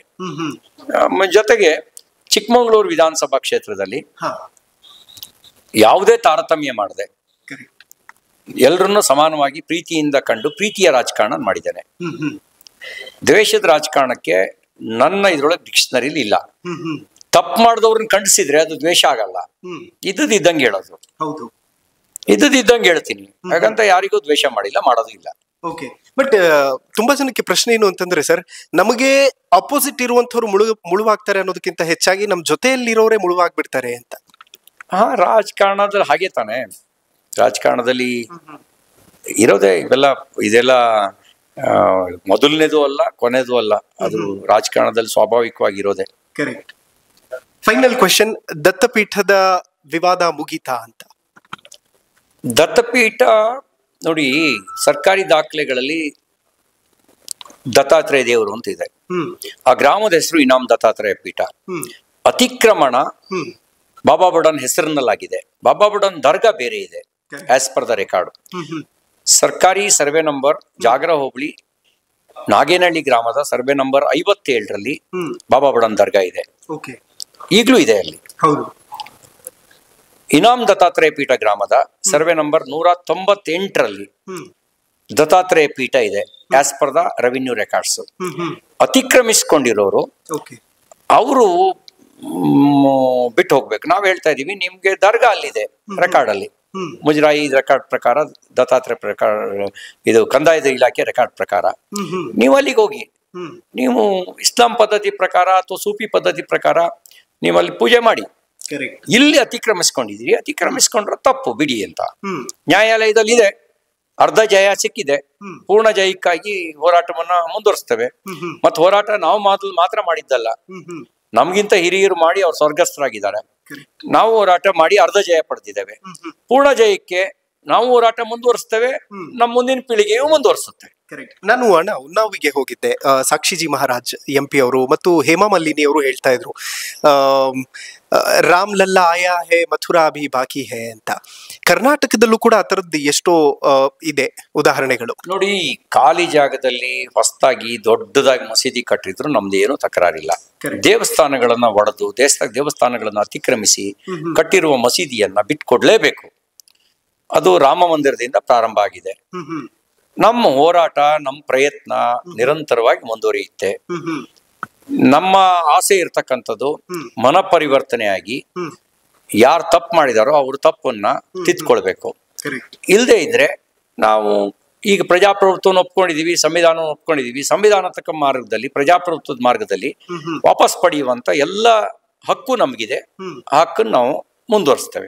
ಅಮೇಜಿಂಗ್. ನನಗೆ 2 ಇಂಟರ್ವ್ಯೂಗಳು ಬಹಳ ಖುಷಿ ಕೊಡ್ತು. ಒಂದು ಈಶ್ವರಪ್ಪ ಅವ್ರ ಜೊತೆ ಮಾಡಿದ್ದು, ಮತ್ತೊಂದು ತಮ್ಮ ಜೊತೆ ಮಾಡಿದ್ದು. And thank you so much. ಧನ್ಯವಾದ. ಓಕೆ, ವೆಲ್, ನೋಡಿದ್ರಲ್ಲ ವೀಕ್ಷಕರೇ, ಇದಿಷ್ಟು ಸಿಟಿ ರವಿ ಅವರ ಪ್ರಖರ ವಿಚಾರಗಳು ನಿಮ್ಮ ಮುಂದೆ ಇಡುವಂತಹ ಪ್ರಯತ್ನ ನಮ್ದಾಗಿತ್ತು. ನೋಡ್ತಾ ಇರಿ ಹೆಲೋ ಹಿಂದೂ. ನಾನು ಸೈಯದ್ ಹಿದಾಯತ್, ಸೈನಿಂಗ್ ಆಫ್ ಚಿಕ್ಕಮಗಳೂರಿಂದ.